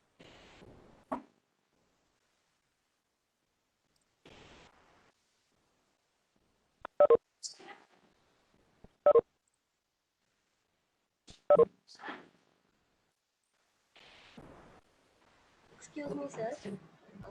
Yes. Even I am having trouble. I can only see this getting started video.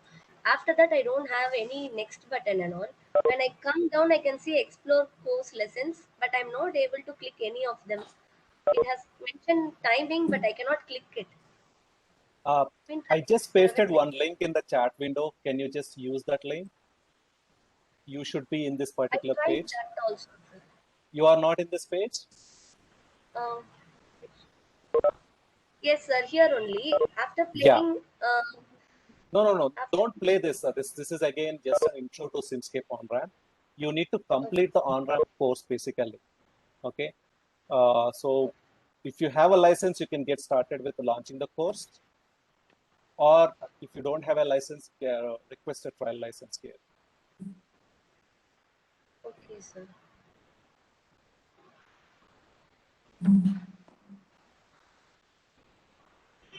Thank you, sir. I'll just try. Yeah, sure. I received around 74 responses as of now in the feedback form. That's good progress. How I get certificate now? I will let you know about the certificate little later. Okay, sir. All right.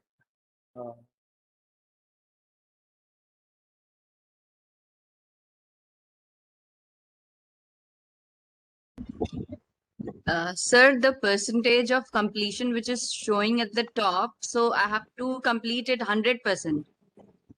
Yeah, then you will get 100% completion certificate. Okay, how long it will take? It will take, it's gonna take some time, but we will move to the session once everyone is able to at least get started with SimScape on-ramp, right? So the intention is not to complete on-ramp now itself. Okay. Thank you, sir. Excuse me, sir. Yeah.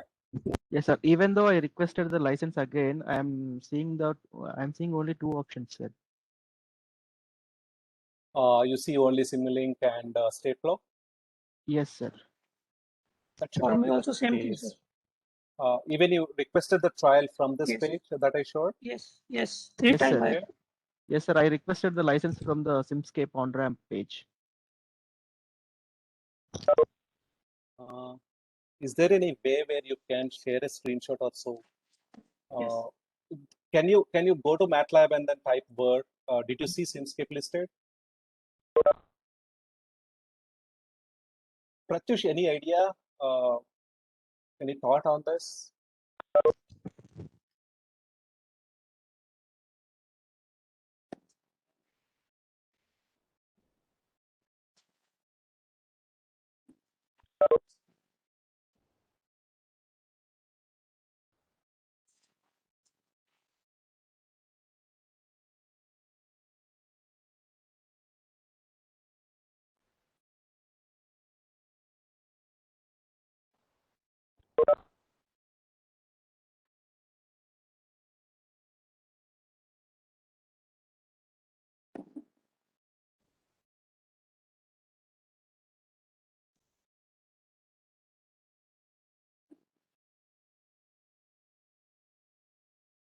Kunal Hiraman, you need to do it again.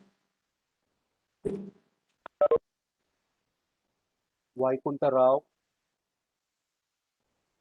This is not a valid link.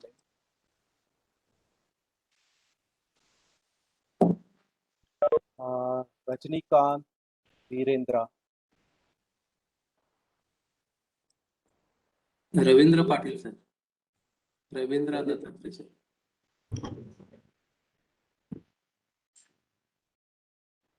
Tata Kumari. Ravindra Dattatre, sir. Yeah, that. What is it? What is the concern? Ravindra Dattatre, above that, sir. Your list, that yes. is- It is completed. Okay, then it's fine. Pranay Kumar, this is not the link.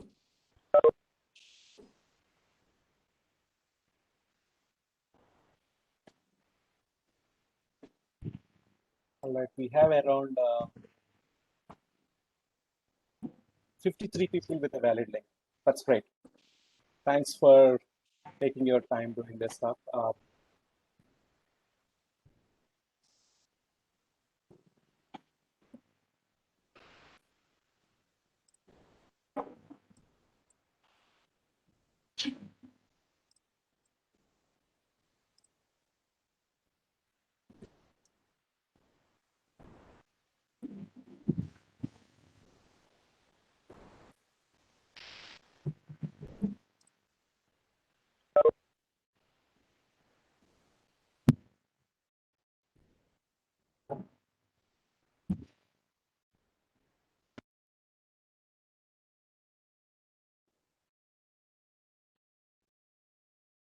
Hello, sir.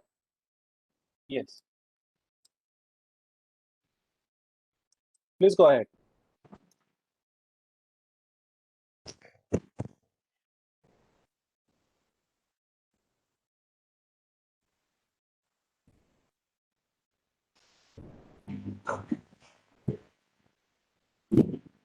Sir, for me, image processing, parallel computing, all this toolbox is showing, but whatever we are looking, that is not showing, sir.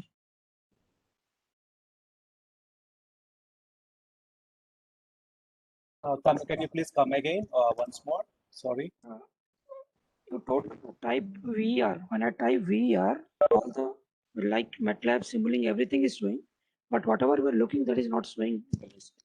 Yeah, that's because probably you have requested for a license which doesn't have Simscape included. That could be the reason.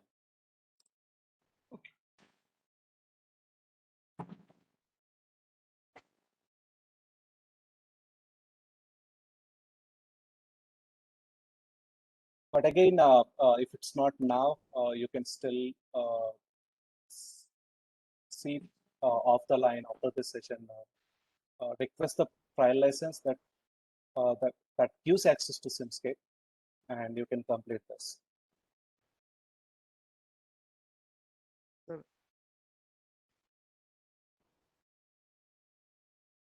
Hello, sir. Yeah. To click on or get trial. I couldn't hear you properly. Can you come again? Sir, click on get a trial. Yeah, so let me show you again. So here, are you in this page? Yes, sir. Yes, sir. Yes, sir. Okay, so you can click on get trial here.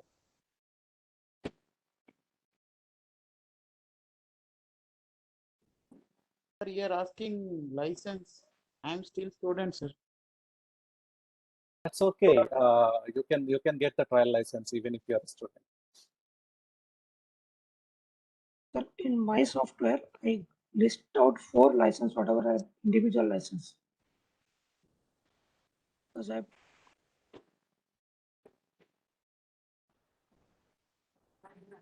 I did not get completely. All right, then we'll just pause here on the on-ramp thing, just to show you the progress that we have, that everyone made so far is in the app. Does everyone, whoever is doing on-ramp course, just pause for now and then concentrate on my screen, right? Post this session, we will also monitor your progress, whether you are able to complete or progress with Simscape on-ramp. Again, for the people who are looking at designing multi-domain systems, this is a go-to tool to do that stuff, right? Post this, you can also reach out to us on how to use this Simscape environment to teach concepts of multi-domain modeling, right? So far, these are the people who gave us the valid link, and so far, Johannes has completed around 11% of Simscape on-ramp. Rajini is around 7%. There are few people who gave an invalid link, and we can monitor your progress from Matlab app itself, right? Again, this app is built using a simple Matlab programming, and MathWorks also provides you where you can deploy this sort of an app as a standalone executable or as a web app also, right? So we'll give a little flavor of this apps. Pranav will talk on that going forward. But so the stuff that we did so far is to just monitor your progress probably later this session, and then also guide you if you need anything going forward, right? Thanks for everyone for participating in this particular activity. We really want you to progress with this on-ramp course. Also look at other on-ramp courses that are listed here based on your domain.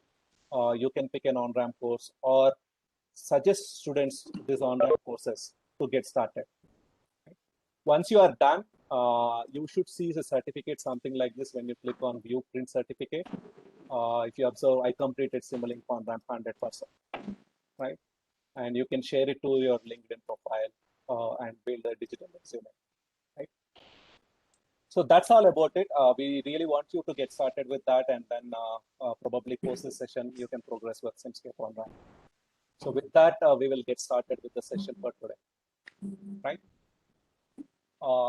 Don't worry, we will take a short break after some time and come back and see how to do hardware integration and stuff. Pranav will talk on that more. If you have any other questions, please type in the chat. We will go through that.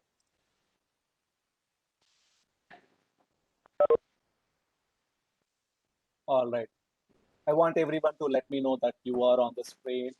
You have paused the on-ramp course for now. Please type in the chat yes if you are here.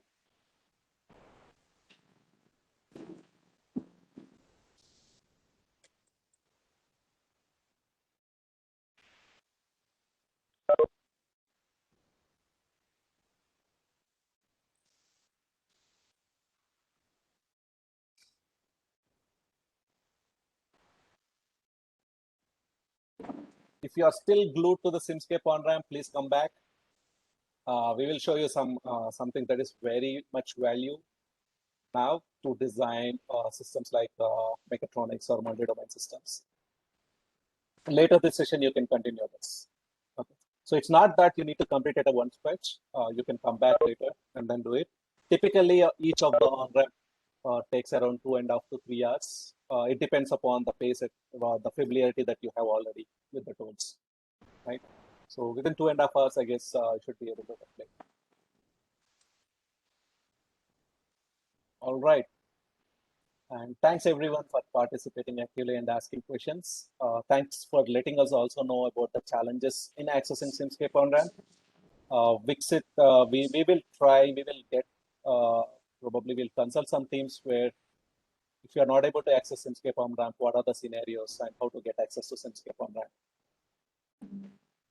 Thanks for letting us know of those challenges. All right, Pranav, are we good to go? Yeah. All right, then. Yeah, let's get started with the session for today. All right, so when it comes to multi-domain modeling, right, again, I will give the reference to what Professor Vasu mentioned yesterday. It's not just mechanical system, not just electrical system or a chemical system, pneumatic, hydraulic, right? It's all about how these systems basically interact with each other and then do a meaningful task, right? So the first and foremost thing is we need a platform to design these things, right? And that platform should be able to cater to the needs of mechanical engineers, electrical engineers, electronics, controls, chemical, all these engineers put together, right? So the very basic thing to develop such a system is the platform. Once you have a platform, then it's all about how this entity uh, make sense of its environment. Okay, so that's where the sensors basically enable this entity to get some knowledge around what's around it, right? So once you have done sensing, right, and sensing is nothing but the data that is coming in from different sensors, and you need to make it meaningful, right? So a particular sensor giving out to your data, probably that raw data need to be converted into a meaningful data. So how do you perceive this data and understand this? If a temperature sensor is giving you so and so value, what does that mean to this robot, right? So you need to perceive and understand what this data is. And once you understood, what is the next step? But basically, take is we plan and decide what should be the next move, right?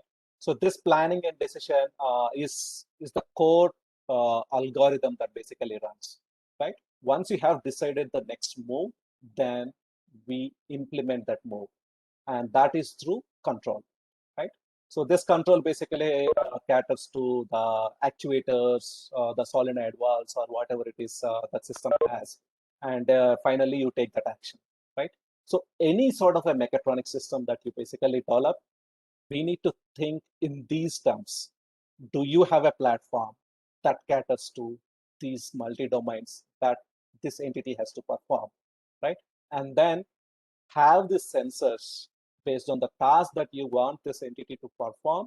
You need to have a proper sensors embedded, right? If you see this particular robot, this is the robot that is developed by a German aerospace laboratory. It's a just an agile robot, and it can perform very complex tasks. As you could see on the screen now, it's basically fitting a screw.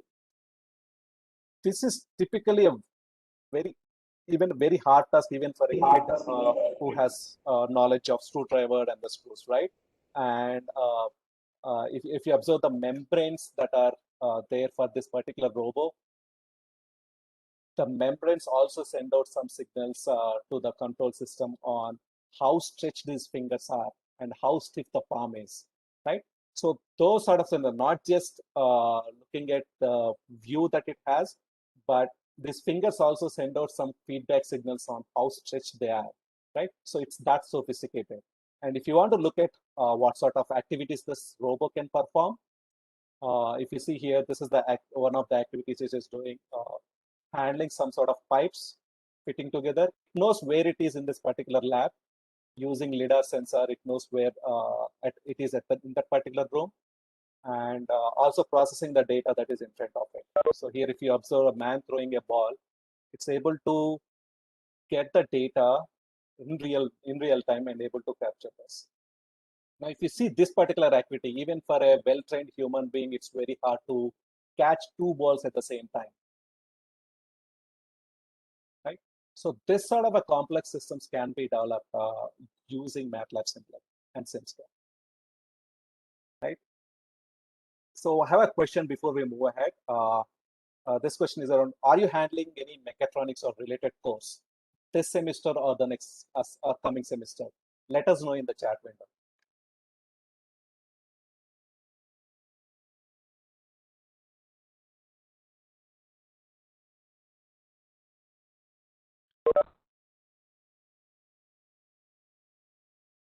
All right, for the people who are still with SimScape on ramp, please come back. You can. We will guide you probably later after this session to get started with. Right.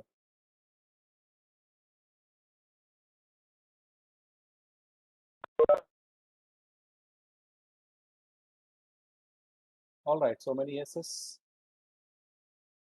If you know, okay. Great. Thanks for answering this. So we will go through, we'll give a little flavor around what industry is basically doing and what used to be the traditional design process previously before they moved to a newer development software development lifecycle, right? So traditionally, companies used to rely on this particular process, but slowly they are moving to a workflow that I'm going to mention very soon, right? So when you look at the traditional design process, I think this workflow is mentioned by Professor yesterday also. Where do you start when you are building a system? It's requirements. Okay. In academic terms, you can call this as literature survey. So before we do something, when we want to know what's already existing, and then we build on top of that, right?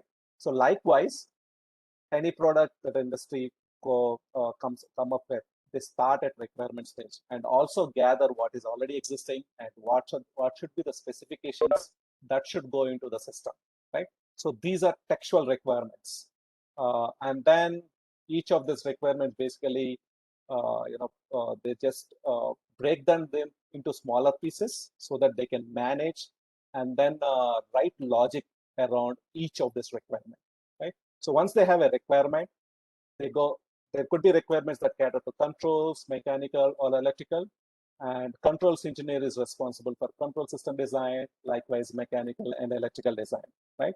And there are always these walls between these designs because many a times the electrical guy might not completely understand what it means to have that particular mass, right? Likewise, mechanical engineer might not completely understand what should be the duty cycle of a power converter to excite this particular motor to this position of this field, right? So once you have a design, then they start coding for this controls and then also evaluate how this controls is working against mechanical and electrical, right? So the control system algorithm is implemented on an embedded processor, and you plug that processor onto the hardware and do the integration testing, right? So this used to be the traditional workflow that most of the companies used to follow, right? But what are the main drawbacks with this approach is when you come up with a design, right? And then you had this control system designed for controlling a motor, speed of a motor, let us say. It's very hard to validate whether this is what your requirement basically states.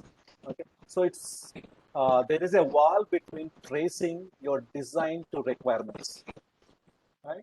And more often at the integration and test stage, they come to know that, okay, this is not the requirement that we had initially, but the design and the implementation is showing something like this, right?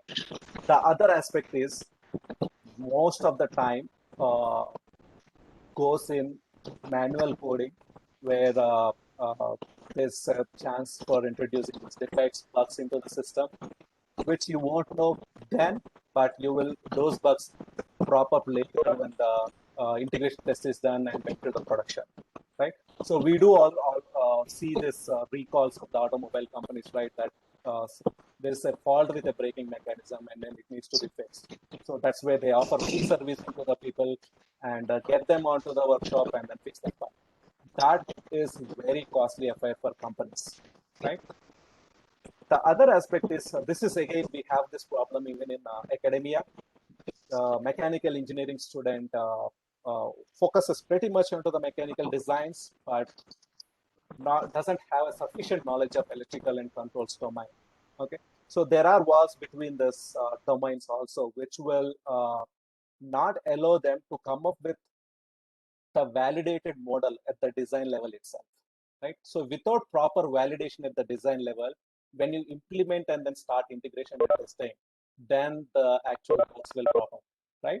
So detecting these issues at the design level itself is very, very much important. And then here, there are cases where if you are coming with the design and then you prototyped it, the errors that came in at the last minute will be very expensive for companies because they have spent a lot of time and effort on it. And then at the later end, the prototype is, if it is not viable, then whatever the effort that goes in goes wasted, right? So this used to be the traditional process. Now, Using model-based design process, we can address all these issues. Okay. One thing is you have a single environment to validate all the controls, mechanical and electrical systems, right? Use Simulink and Simscape. You can build controls, mechanical and electrical plant in the same environment and validate the design, right? And then the manual code is completely replaced by automatically generating embedded code. So what I mean by this is, once you have this design ready, with a single click of a button, you can generate C code or C++ or HDL code based on the hardware that you are targeting and deploy it onto the hardware. That's where most of the manual code is being replaced, right? The other aspect is if you want to quickly evaluate whether the prototype is working or not, and you want to run this in near real world, real time, then you can deploy this plant models on a HL system and have the embedded software on the controller, the microcontroller, integrate both, and then you can test your system in real time, right? So the HL systems will enable you to do that. And relatively, this is low. This comes at a low cost because you will have this validation at the design level itself. Okay, and you won't have a scenario where you end up with bugs at the later end at integration and test end. The other aspect is at each and every stage that you go through, you can validate and verify against the requirements. Okay, so there is a traceability from design to requirement, design to the code, as well as the integration and test scenarios, right? So at each and every stage of software development here, you are validating against the requirements so that you won't go wrong when you just integrate and test it at the final product stage, right? So this is what the model-based design process is, and many of the automotive companies and aerospace companies are adopting this these days, right? If you pick any top 10 automotive or aerospace companies, there is auto-generated code through Simulink running in their controllers, right? So again, with respect to that workflow, right, the engineer is pretty much concentrating on the design level. So models are centric to this. Whatever the task that you perform, be it the design itself or parameterizing these models or testing or verifying or generating code, models are centric. You do the change in the models, and then you can get cater to the other needs, be it verifying or generating code very easily, right? So all the simulations or the HL testing, you can detect errors very early in the design, which will save a lot of time and a lot of money also, especially for the companies. And this is also important for academia because if you look at any course or the semester, right, hardly 3 to 4 months students have the time, and then they need to work with 6 subjects, 2 labs, a lot of assignments, exams in between, right?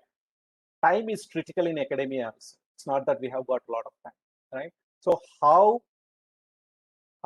quickly you can validate your idea is also very much important.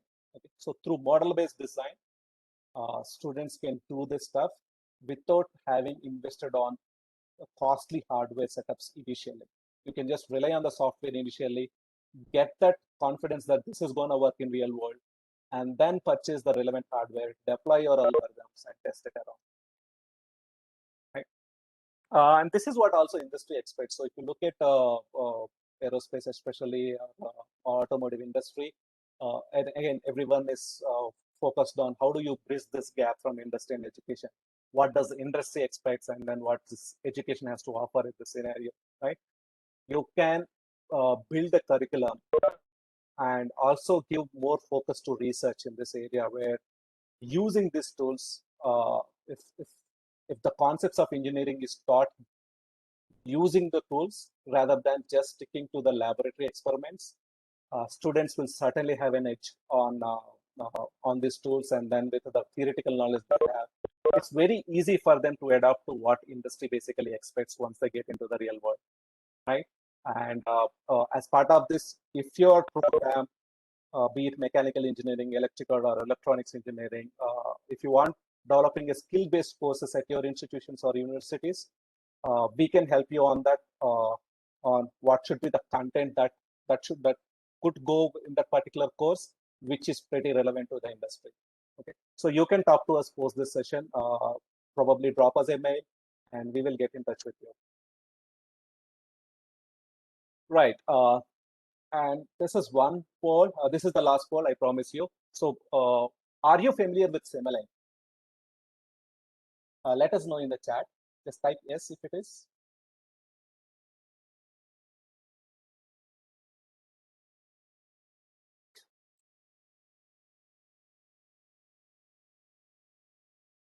Okay, a little no, yes.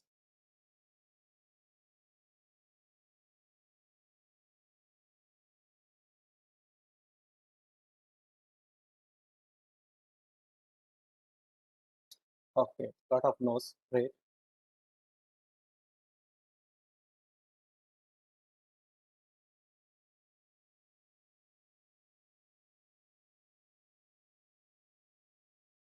All right.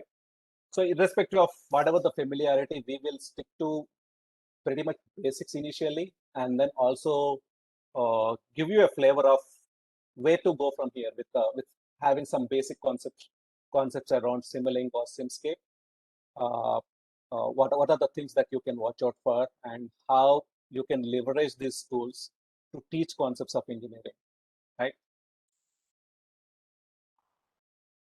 I guess this is not something alien to you. Yesterday, Professor mentioned about these approaches. I have a slightly different name here, and then included another modeling approach apart from what Professor has mentioned yesterday. Once you have a system that you want to go with the design, modeling and simulation, right?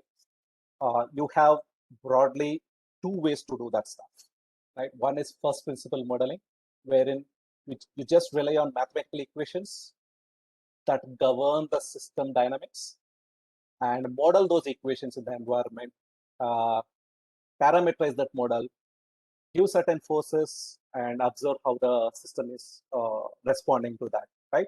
So purely through mathematical equations, you can go with first principle modeling. You can write a program or use a modeling approach or a symbolic method to realize these equations in the environment and evaluate the system, right? The other case Professor already discussed is the physical networks, right? Instead of going with equations, how about you have components that mimic the behavior of a real world component? Okay, for example, a resistor, right? So there could be a component in the simulation environment which mimics the behavior of a resistor, right? So you can build physical networks using these components. The other case is data-driven modeling. Okay, so this is again why we typically move to data-driven modeling and what are the motivations or the challenges is first principle modeling is a very basic thing where if the system under test can be realized with simple equations, you can go ahead with first principle modeling. But if as the systems grow in complexity, right, you can't derive the equations very easily. So you can't express the system with the equations at times. In that case, we can rely on data-driven modeling. So what it is basically is it's a black box kind of a modeling where you give certain input, take the output from the system, using input and output data, you try to identify a new system, right? So be it statistical methods or system identification toolbox or through neural networks, you can build this data-driven models, right? You can choose any of the method. And there is a gray spot here, which is parameter tuning that leverages best of both worlds, right? So you can partly have a first principle modeling or a physical network, and then rely on data-driven modeling techniques to tune the parameters of the plant, and then come up with realistic models, right? Be it whatever the modeling approach that you follow, MathWorks has solutions, right? So you can rely on these products to do that sort of a modeling using this. Okay, again, this is for your information. If you want to, ramp up on a particular method, there is extensive documentation, videos, webinars available. And you can also get in touch with us so that we can help you in ramping up in this workflow, right? So for today, we will be discussing on math modeling using Simulink and physical modeling using Simscape. And later we'll also look at hardware integration and code generation, right? So let's just look at block diagram modeling using Simulink. I have a simple plant model here. Again, this is a DC motor. Usually both mechanical, electrical, and electronic students or the professors might already know this, right? So we have these equations that govern the system behavior. Basic equation, which is the voltage equation that I wrote here, and then we solve for current, and you have a equation where you can solve for current using this parameters with applied voltage V, right? Likewise, for mechanical speed, you have this equation, right? I believe everyone here knows at least a basic around how these equations are got. This is by just applying some sort of loss to get these equations. This is to look at this particular equation, we wrote a simple KVL equation and then got this, right? So with respect to time, if we can integrate this equation, then we can easily calculate what is the current taken by the motor at a given point in time with a given load, right? So for now, we'll take this as a references, and I will Pranav will walk us through how to go with mathematical modeling, right? Pranav, do you want me to stop sharing? Yeah, sure. I will share my screen. Yeah. All right.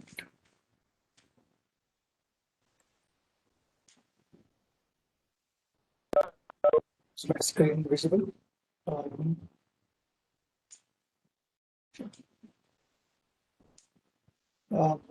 Yeah, so this is the main equation that we are looking at, right? So we are basically so as a faculty members, maybe we want to teach students about a DC motor, how DC motors perform when we change, say, different parameters, how will it behave. So basically we end up with these two equations. These two equations are coupled to each other if you look at it.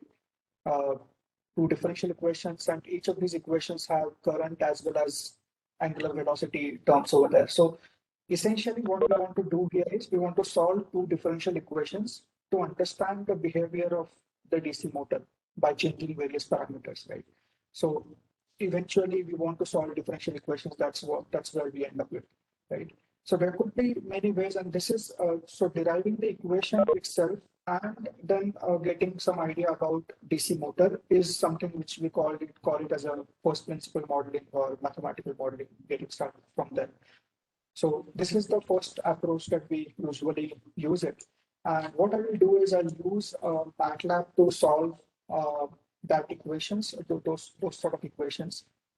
So when you open Mathlab, those who are familiar with Mathlab, they already know about it. Those who are not, this is how the Mathlab window will look like. If you have installed it on your computer, this is how it will look like.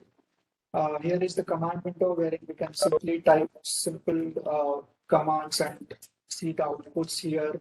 If I say provide some value to some variable, those variables will be stored in this sort of workspace at the top or at the left bottom over here, right? So this is the simple command window, but there is something called as live script in Matlab, the recent versions of it. What it has is it has various functionalities that it can perform. We can write some lines of codes as well as we can write some lines of text as well if you want. So, for example, this is a text, and then if you want to write some lines of code, just click on code and then start doing it. And when I run this particular section, I can immediately see output at the right hand side. So to get started, I'll use this live script as an environment to talk about DC motors, right? So this is one live script that we have created for explaining DC motors to students. I'll quickly go through it. Later on, we will be moving on to Simulink and see how we can model it. But just for our understanding, we'll start with this live script first. So as you see here, this live script contains, you can add various images, equations, text over here, and also you can write your own codes here. So that way, and when you create this live script and share it with students, then they can go through all of these things one by one, and they will be able to understand most of the things interactively. Right. So as we discussed, these are the two equations that we end up with, and we want to solve these equations. All the parameters, symbols, what do they symbol? These symbols represent are mentioned over here. And let me just first clear everything in MATLAB that is there. And in this location, what we are doing is we are defining all those parameters with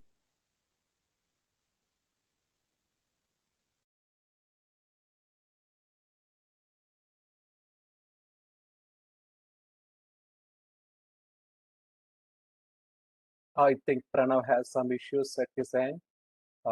Just give us a few seconds. Meanwhile, if you have any questions so far, let us know.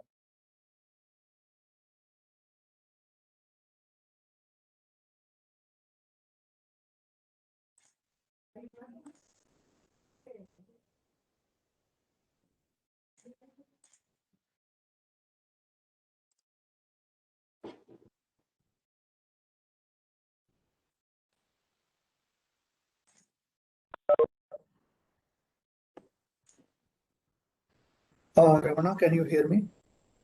Yeah, I can hear you, Pranav. Can you Yeah, start sorry. sharing the screen? Yeah, just a minute. It's actually started raining here and I just lost power. Okay.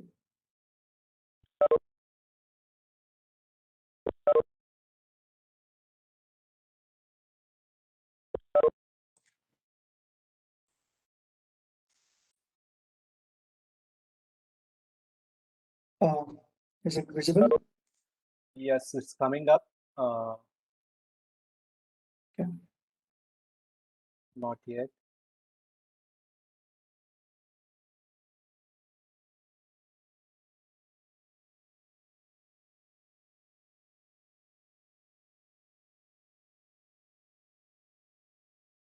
Not yet. Let me see. Yeah, I can see your screen now. Yeah, sure. Thanks.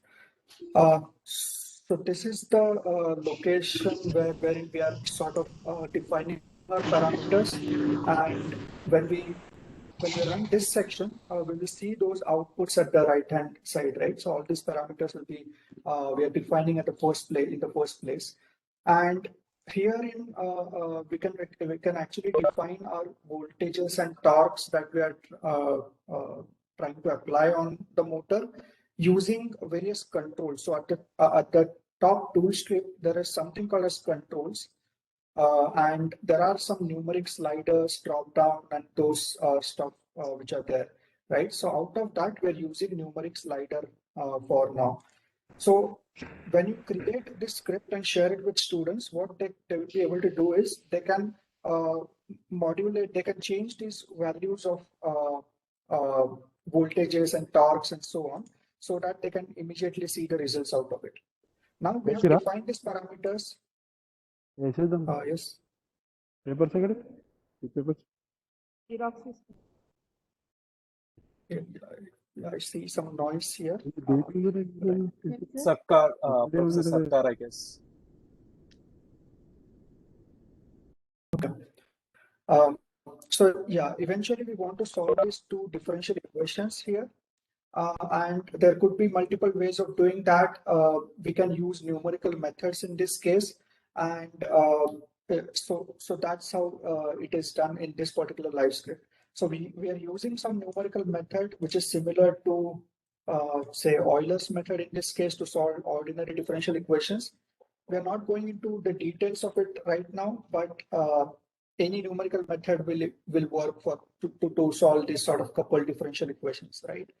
And when we so we have written the similar code to solve that solve those sort of differential equations using numerical method in this particular case, right? And when we run those sections, your equations will solve both of them, and then we want to see how our DC motor behaves with respect to, in terms of plots, right? In terms of graphs.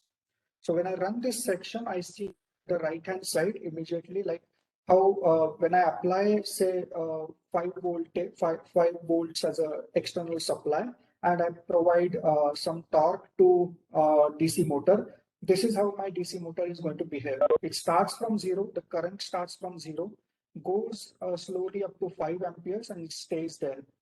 Similarly, angular velocity of our DC motor starts from 0 because it was at rest, goes up slowly, and then stays at, say, just below 0.5 radian per second, and so on, right? And then if you now again go back at the top, and if you look at the sliders over there that we have shown there, and then if students just change the value of the slider, they will immediately be able to see the change in the output in terms of the change in the graph over there, right? So as the voltage is increased, the current which is there in the circuit of DC motor, that is increasing. Similarly, if the voltage increases, angular velocity also increases, and so on. So students will be sort of able to interactively learn these concepts very easily in this way, right? So this is one way of modeling our physical system in terms of mathematical equations, and basically solving those equations using mathematical toolboxes that are there in MATLAB, say symbolic toolbox, or we have there are toolboxes to solve differential equations and so on, right? So this is one of the way. The other way that we will be talking about is related to the physical network modeling things, right? So right before going to physical networks, we will talk about how can we use the block diagram based approach to solve these equations, right? And that is where Simulink come into picture. So again, if you go back into your MATLAB window, the MATLAB window will look something like this. You have a command window here, and at the top tool strip, there is a button called as Simulink, just like when you open it in the MATLAB online for Simscape on-ramp, there is a button for Simulink.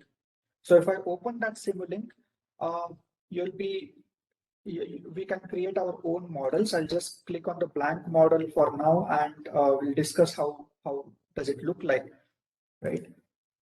So this is how the canvas will look like. We call it as a Simulink canvas, wherein we will be creating our own model now, right? Just to point out the difference between MATLAB and Simulink, in MATLAB we were trying to write our own code there, right? We were writing our lines of codes and text. In Simulink, we will actually not write any lines of code, but what we will do is we will use some kind of blocks and connect them to make that kind of a model. So it is a block diagram based modeling environment, a graphical environment to solve dynamical systems. So that is how Simulink differs from MATLAB. Now, how to get started? At the top, there is something called as library browser in the top tool strip. If I open this library browser, I see there are a lot of mathematical blocks which are present here, right? So I'm just opening the commonly used blocks here. So if you see, there are different blocks: constant block, product block, integrator, relational operator, and all those blocks are here, right? Similarly, there are different block sets which are available for mathematical operations. There are few. Then there are few for sources and sinks. What that means is we can provide various signal inputs to the system, to our models, and so on, like sine wave, pulse generator, ramp, and so on. So we can take these blocks in our canvas modeling environment, connect those blocks together, and create our model. For example, I take this constant block in the environment here, just drag and drop in the Simulink environment. It will appear in the Simulink environment like this. When it comes, I think I'm assuming it's a little bit of lag there. Yeah, I see some lag. Yeah. Let me see. Yes, because of this network issue, there is some problem.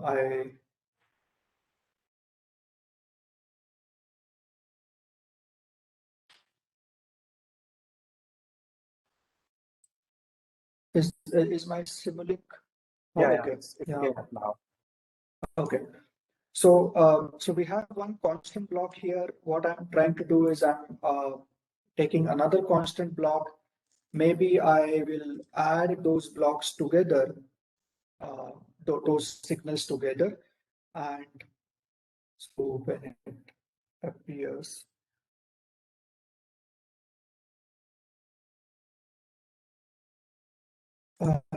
Let me try just switching the network, right? Yeah, go ahead, Pranav. Meanwhile, if there are any questions, please let us know.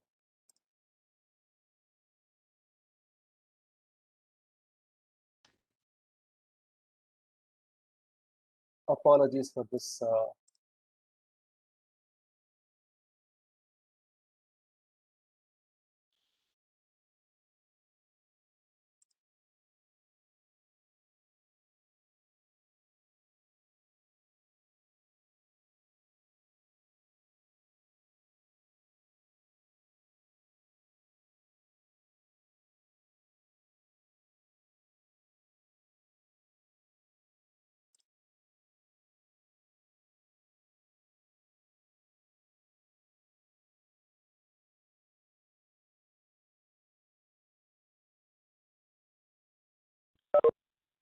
Yeah, Ramana, Pranav, am I I can see audible? your screen.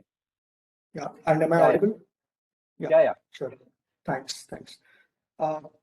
So if you see here, we have these two constant blocks which are here, and so I have added this add block. So what we can do is just double click on this Simulink canvas, and if you want to add any kind of block, say for example, I want to add adder block or some block, I can just type it and press and enter. That block will appear in your canvas, right?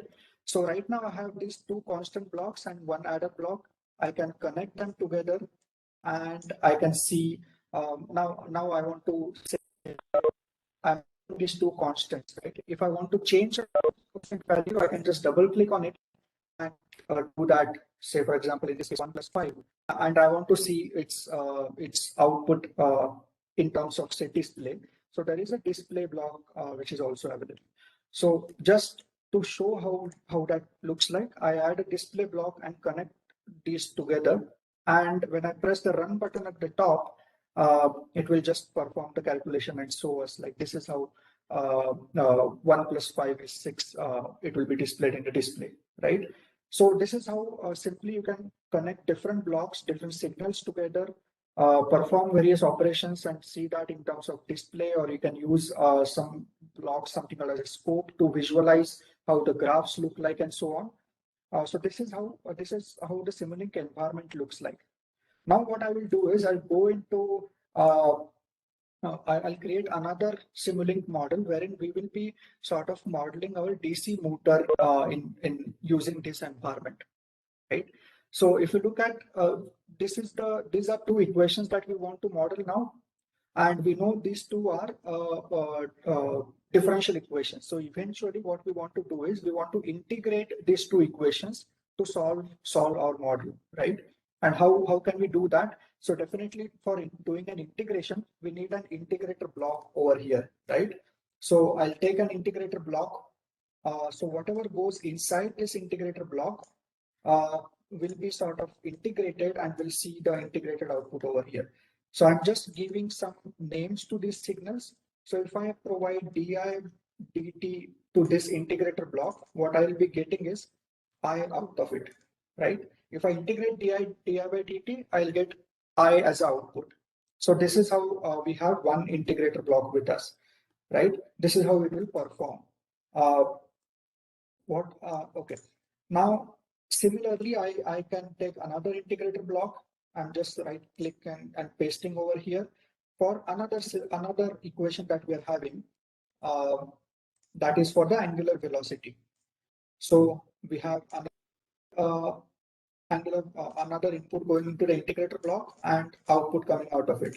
So this this will be dw by dt just for the sake of our understanding, and this is the w which will be coming out of it, right? And now if you look at this particular equation, we want to model the right hand side using these block diagrams first. So what is there in the right hand side? We have three terms which are sort of either adding or subtracting into each other. V minus IR minus KW, right? So let us try to do that. So we should have first the addition block, which will do this addition and subtraction, right? So I take this addition block here, adder block, and we want to have these three inputs. So right now it's just taking two inputs.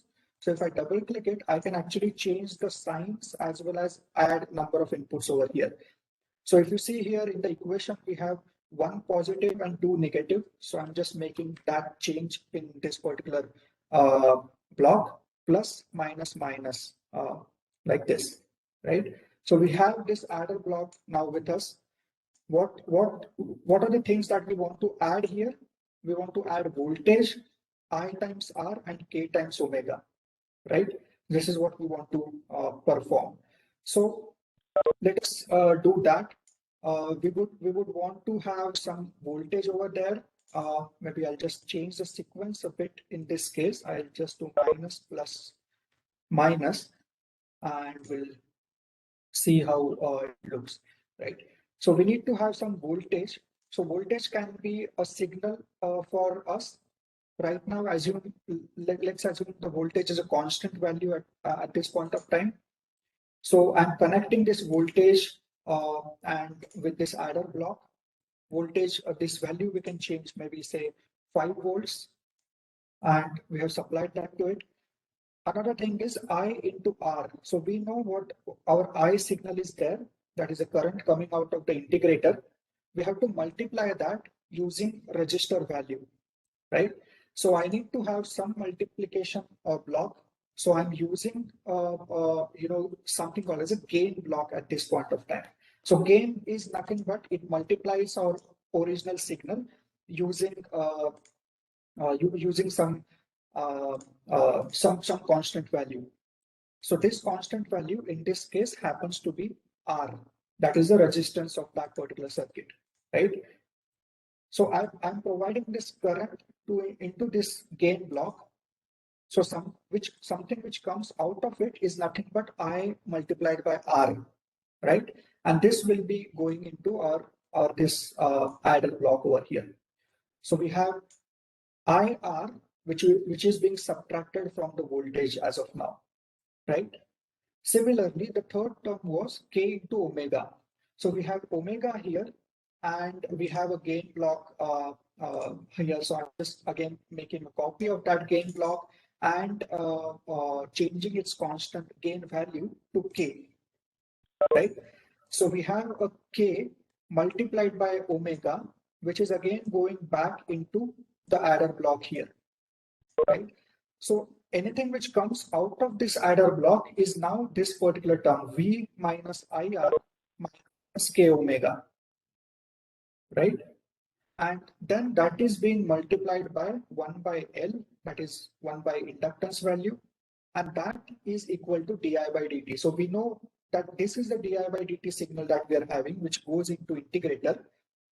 So that should be equal to 1 by L multiplied by something coming out of this signal, this adder block, right? So that means we need to have another gain block, which will multiply whatever comes out of this addition block by 1 by L.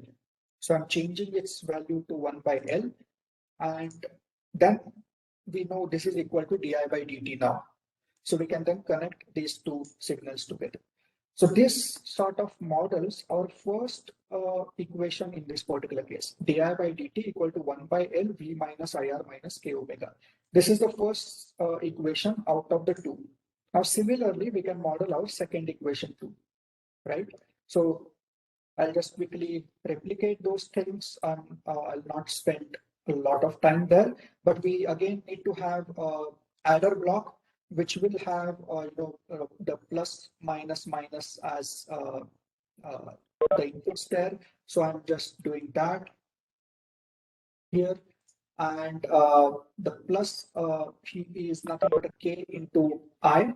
So I need to have another gain block, which is of the value k. I need to have current, which will come out of it, and that will go into this particular addition block. So k into I is one of the input. Another input is minus b into omega. So I need one more gain block, and its value is going to be b, right? And I'm taking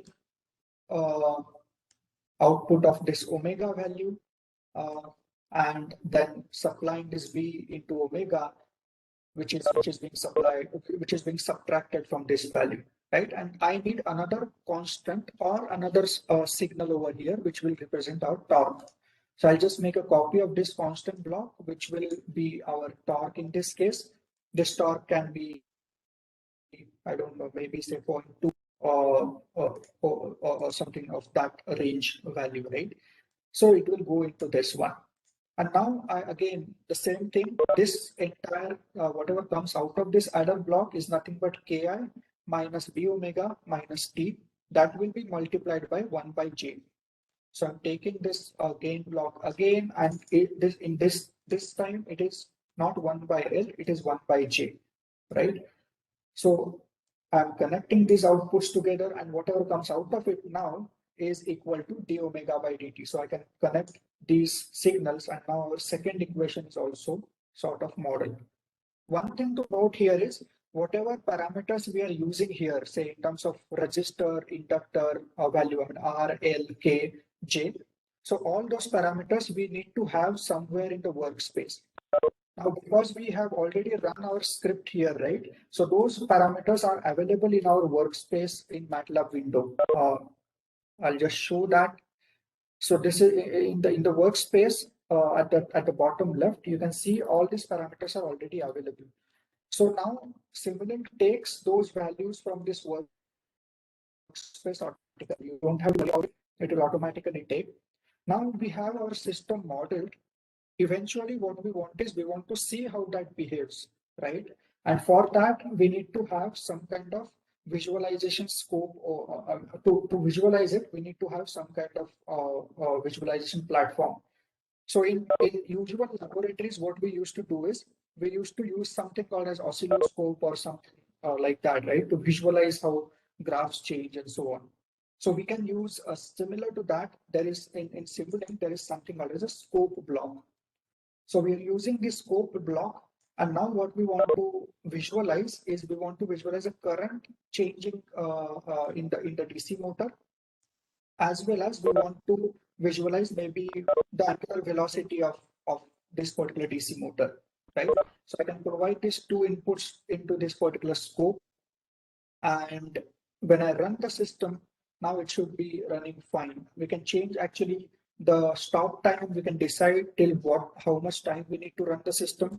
Maybe I might run it for say 50 seconds, and if I run it, we'll see the output in the scope. So I need to double click on the scope, and the scope will appear like this. So you see here, the yellow one represents the current value, and the blue line here represents the angular velocity of our system, right? If you want to visualize that in say different graphs, this is how you can just change that and see like this, right?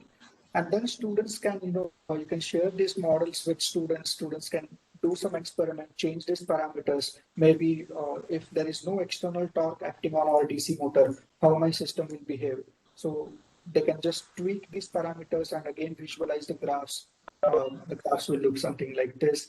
So I mean, by doing this, then students can, able to understand what if I change the inertia of the rotor, how my motor is going to behave. So they can just change the value of J in the workspace, run this model, and see how DC motor behaves and so on, right?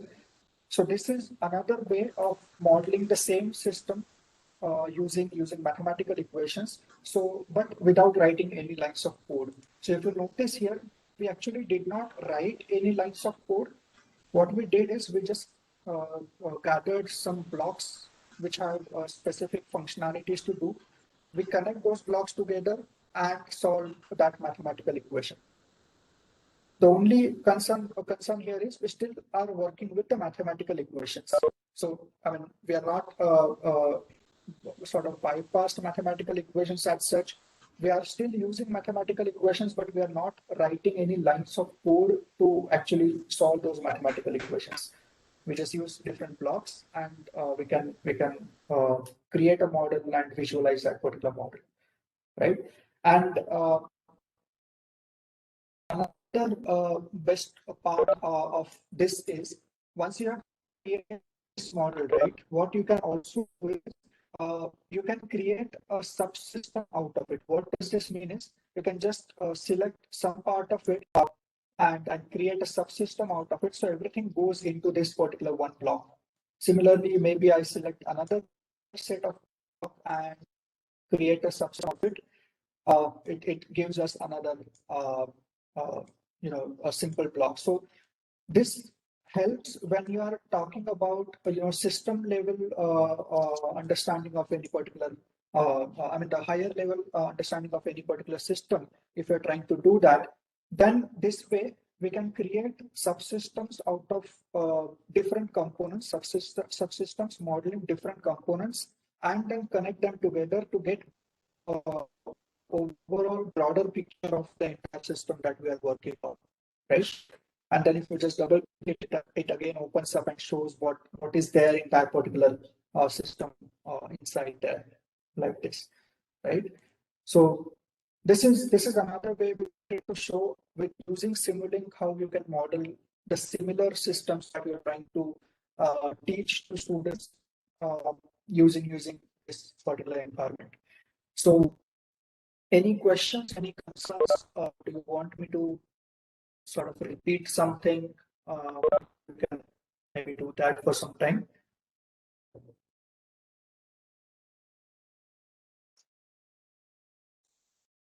Yeah, there is a question that seems Jitendra has it. Is it possible to make MATLAB code from Simulink directly? Oh, okay. Yeah, maybe. Do you want to answer that? So yeah, it's possible, Yeah. definitely. Yeah. Generating MATLAB code is, probably this question need to be rephrased actually. I think he's looking at probably generate MATLAB code using Simulink, which is not the usual case, but Simulink, the blocks that Pranav is showing right now, you can generate C or C++ or HDL code out of it and deploy it onto the hardware. You can carry MATLAB code into Simulink environment and then make it work. So that there's something in the user-defined functions that Pranav is showing right now. So you can write MATLAB code inside this block and use it in Simulink environment. I think if this is what you are looking at, yes. Also, the recent version has a C caller function. You can also directly refer to the C code inside Simulink and run the simulations, right? So yeah, that's possible, but not generating MATLAB code out of Simulink. So if you have a MATLAB function written, you can create a Simulink block out of it. That is what the reverse is possible. So using this MATLAB function block, you can do that.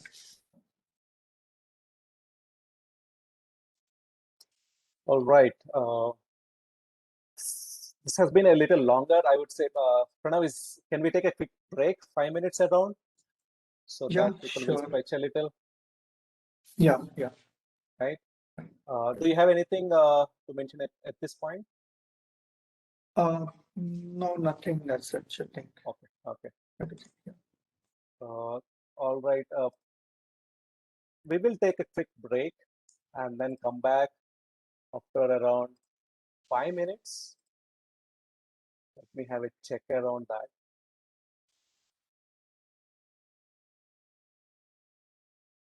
and we'll cover the physical network modeling and hardware integration going forward, right? So take a break.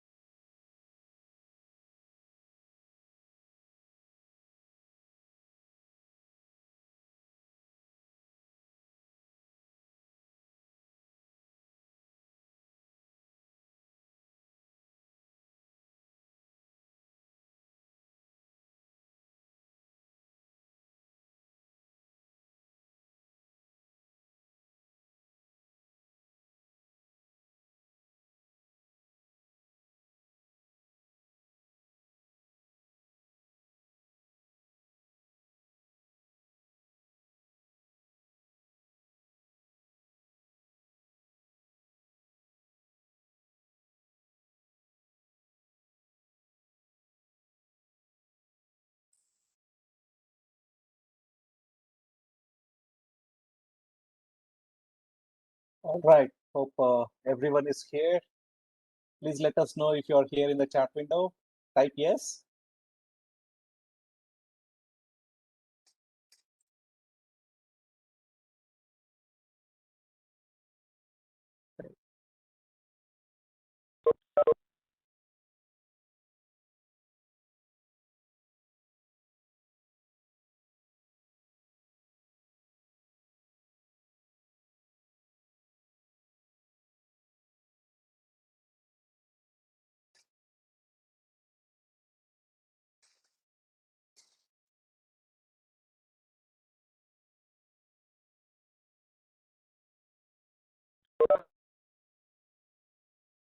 All right, great.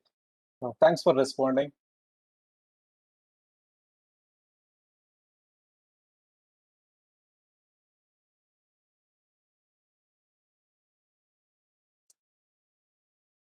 All right, I hope most of you are here. Let's get going. All right, so Pranav mentioned about the basic modeling approach, right, which is first principle modeling, and he leveraged using block diagram approach, right? But right now, what we will do is leverage physical networks using Simscape. And how do you do the same sort of modeling if it is a DC motor that is given and you want to realize or get the real world behavior of a DC motor that you have in the lab on a simulation environment, right? You can go with either mathematical modeling or physical network modeling, right? So we'll discuss a little about physical network modeling here, taking the same example that Pranav has taken, right? Again, when it comes to physical networks, right, it's all about components, okay? The components that mimic the behavior of a real world system. Is anyone talking? Anyone has a question?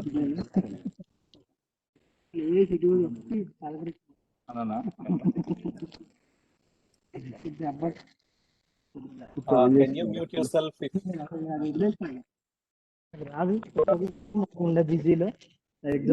మంచి chance పోతుందండి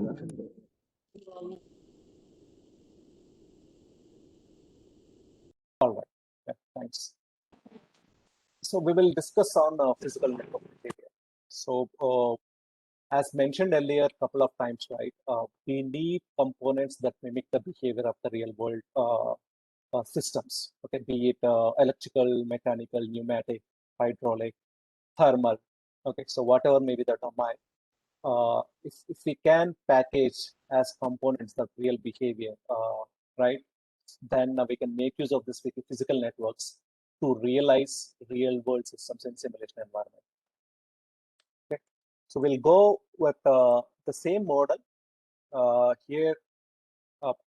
Simscape offers these libraries, right? As I mentioned, it's basically a multi-domain modeling approach through Simscape, be it a thermal or fluid system. So if you ask me why is it important to come up with such a model, in the previous example Pranav mentioned, we did with a pure mathematical approach, but strictly speaking, how far that particular model is close to the motor that you have in your lab, right? We took a lot of assumptions there. Okay, we haven't considered the temperature effect. We haven't looked at the friction offered by bearings, right? We even haven't evaluated what is the starting current taken by a DC motor. Typically, a DC motor without a starter will, there is a heavy inrush current, right? And that inrush current itself will make the motor fuse out, right? So those are let out, and it's not. We made some assumptions and then arrived at a fidelity where you are able to evaluate at least the fundamental behavior of a DC motor. But if you want a higher fidelity motor where you are the exact response of a DC machine, and you want to compare the DC machine response in your lab, right? That's where the adding more fidelity comes in. Okay, so you can incorporate thermal design to this DC machine, where you can make changes to the machine winding resistance. When the machine gets heated, the winding resistance increases.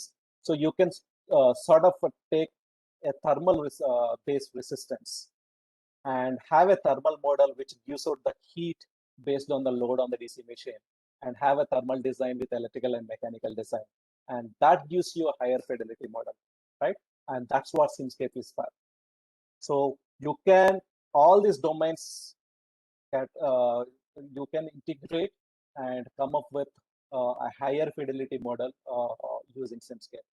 If you ask me why this is important, even if you take an electric vehicle case, right?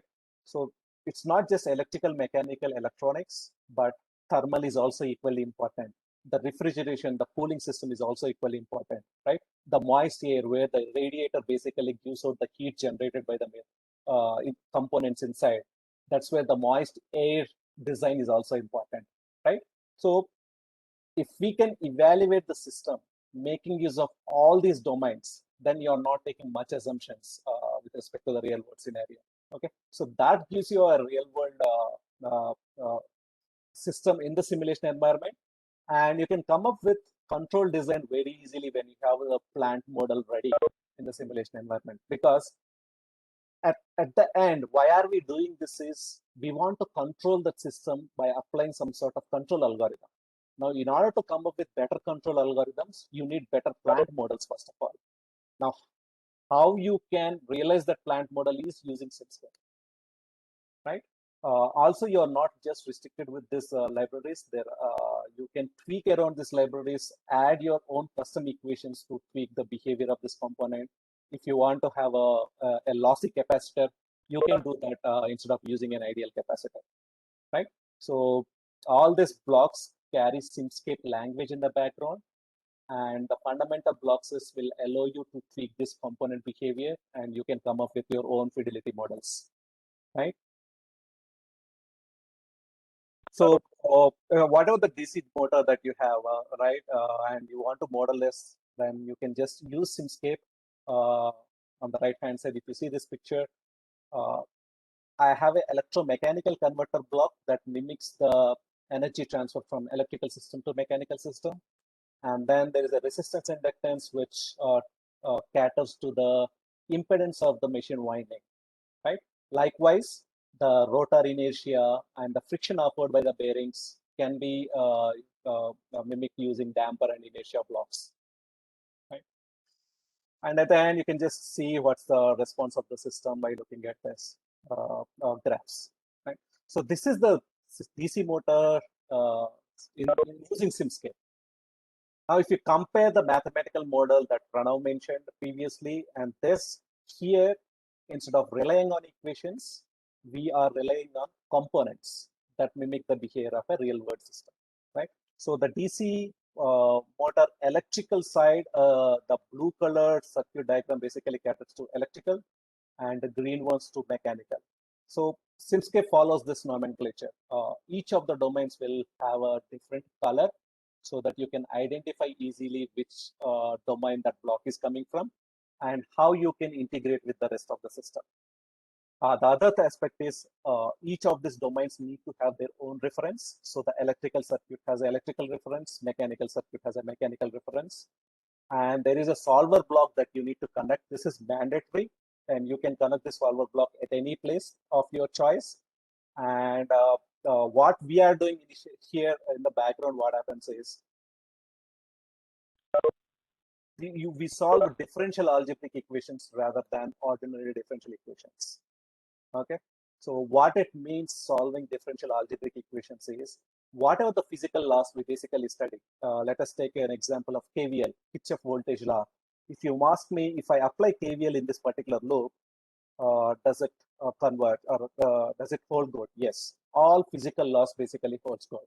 Okay, so when you go with modeling using physical networks, all physical laws holds good. You can carry the experience that you had with doing experimentation with breadboard and components. You can bring that experience to model the systems using Simscape. Okay, so just like how you do in the lab, you can pick components and then start building the circuits, be it mechanical, electrical, or thermal, right? So this is the electrical, and electrical energy is getting converted to mechanical energy, going through the inertia and the damping, and then at last what you see is the position of the rotor as well as the speed of the motor, right? And this voltage port here will enable you to vary the voltage applied to the DC machine. Okay, so rather than going with the equations, we are going with physical networks, right? Now it's all about how you parameterize each of these blocks, resistance, inductance, and what is the K value, the constant, the motor inertia J and rotational damper B that Pranav mentioned in the previous equations. The same values you can take it for this DC motor model also and simulate the model, right? So this is with physical networks. Now, why are we doing this is, at the end, we want to control this DC motor, right? So why are we coming up with plant models is so that we can evaluate what should be the gain of this PI controller such that with respect to the user set references, your machine is able to get to that speed or that position, right? So in order to do that, what we usually resort to a basic controller, very popular in industry, is PID controller, right? I'm not going to explain the theoretical background behind this, but you can just take this block, takes the error between the actual speed and the reference speed set by the user, and appropriately generates a command that reduces this error. Okay, as simple as that. So the controller here, we are trying to control motor speed with respect to what user wants. Right? So how do we do that? So what are the plant model that Pranav mentioned previous case, right? So you have a voltage input and then there is a load torque that is applied to the DC motor. So the plant here is nothing but a DC motor, right? You take the speed in order to incorporate the noise that the sensor might be giving. So we just have a block and then added a noise to it so that you get some ideal speed out of it, which in the compared to the real world. And then comparing with the desired speed that is set by the user, generate the error and apply PID so that it gives you a proper command, which is nothing but the voltage in this case. So the speed of the motor is same as the desired speed as set by the user, right? So this is the ultimate thing that we want to do, right? So in order to do that, first we need a plant model. That's where we gone through math modeling and physical modeling, right? So let's look at how do you apply PIDs? How do you come up with this gain such that the speed of the motor is varied with respect to the desired speed? Okay, so I will take this example using physical networks. You can do the same workflow using the motor that Pranav has showed. Mathematical models also can be taken as a plant model and you can tune the controller. Here in this case, I'm taking a physical network, DC motor, and we will tune this controller such that the speed is controlled with respect to the user set speeds. If you have any questions, please let us know in the chat window. We don't want to be this one as a one-way traffic actually. So if this is something that adds value to you, you can also let us know. So we'll be interested in that too, right? So I'll just move to Mathlab and show you that.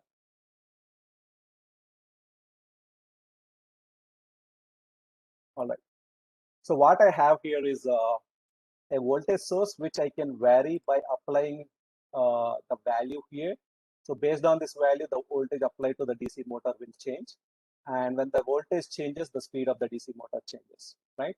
So here, this particular signal is giving out the speed of the DC motor. We are taking a reference speed, which is set by the user.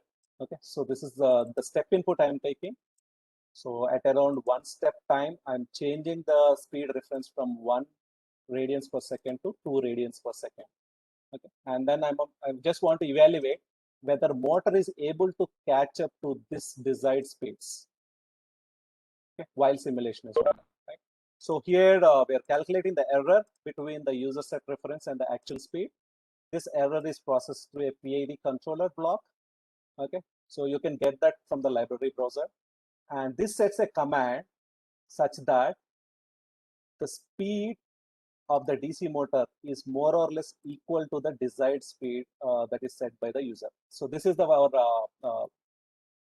we need finally from the tuning of this PID controller, right?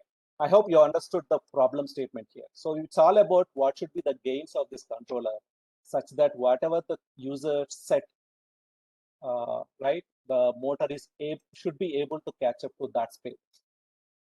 Okay. So this is the basic concept of controls again. For the people who have gone through control systems, this makes sense. But if you are pretty new to controls, again, do not worry. There are a lot of resources where you can understand what these PIDs are. You can go to Mathlab's website and search for control design. You do have a lot of recorded webinars on how to tune PIDs for linear plans, for non-linear plans, and all that. Right? Now let's just simulate this model and look at whether the DC motor is able to catch up to the speed reference. Okay, so I can open scope and run the simulation here. And as you could see, the user set reference is in yellow, and the motor speed is shown in blue. Okay, as you could see, there is a huge error. It's not at all following the user set reference. Okay, and the main thing that why this is happening is we haven't tuned this PID controller to reduce that error. Okay. So if you want to look at this PID, what we have, double click this. And by default, you see these values, proportional value as 1, integral 1, derivative 0, filter coefficient is 100. Okay. By default, when you take it from the library, these are the values. Now with these gains, we are not able to reduce the error, and motor is not able to catch up to the user set reference. Right? So we need to get to the gain such that the error is minimum. So let's just tune this particular controller by hitting on a tune button here. One way is you can go and change iteratively this proportional integral and derivative, which takes a lot of time to get to optimized gains. But using PID tuner app, you can get to optimized gains very easily. Okay, so when you hit tune, a PID tuner app opens. And if your plant is linear, if it doesn't have any power electronic switches or any nonlinear blocks, you should get the tuned response straight away. Okay, so this is the PID tuner app that comes in. And as you could see, the dotted plot is nothing but the response with respect to the block values that you have already. And PID tuner has tuned the response, and you could see the motor can accelerate fast, and then it's able to settle, and you have a bounded output, and system is stable. And you can just play around this using the sliders also. I will come to that later. But once you see this, right, and it has come up with some tuned gains. And if you want to look at what are those tuned gains, click on show parameters. Okay. Now, if you observe here, there are two columns. One is what the block has as values, and another is what are the tuned values so that the motor will be able to catch up to the desired speed. Right? And you can also look at the performance parameters, be it overshoot, settling time, gain margin, and phase margin. I think people who have controls background will understand this better, but even if you don't have a controls background, right, you can just follow this process to tune the controller. Right? So once you are okay with this performance, what you can do is, I will have this block open here. You can click on update block. Right? Once you click on this update block, the values automatically gets populated here. Now imagine how much time it takes to arrive at these values randomly by iterative process, right? Huge time. Instead, you can rely on PID tuner and easily get this response. Now let us check how the motor is behaving with respect to these gains, right? So I'll go here, open scope, and hit run button.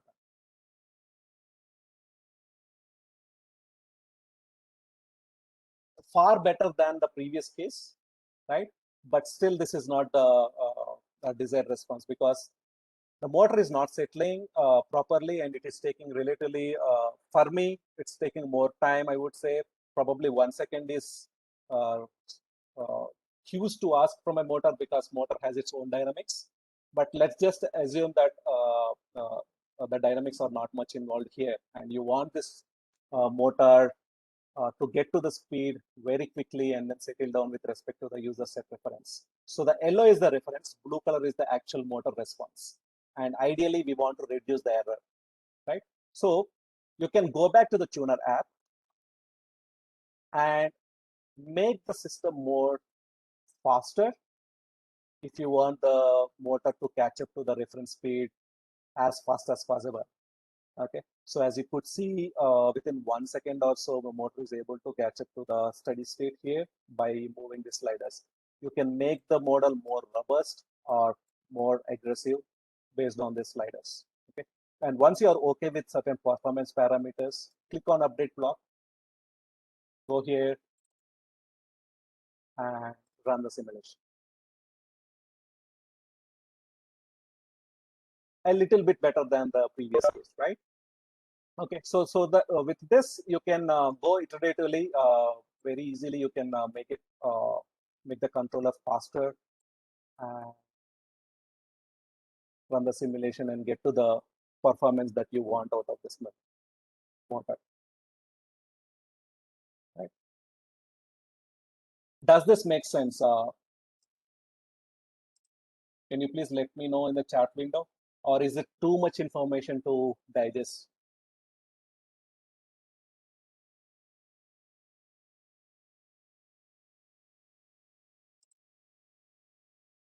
Or if you are already exhausted?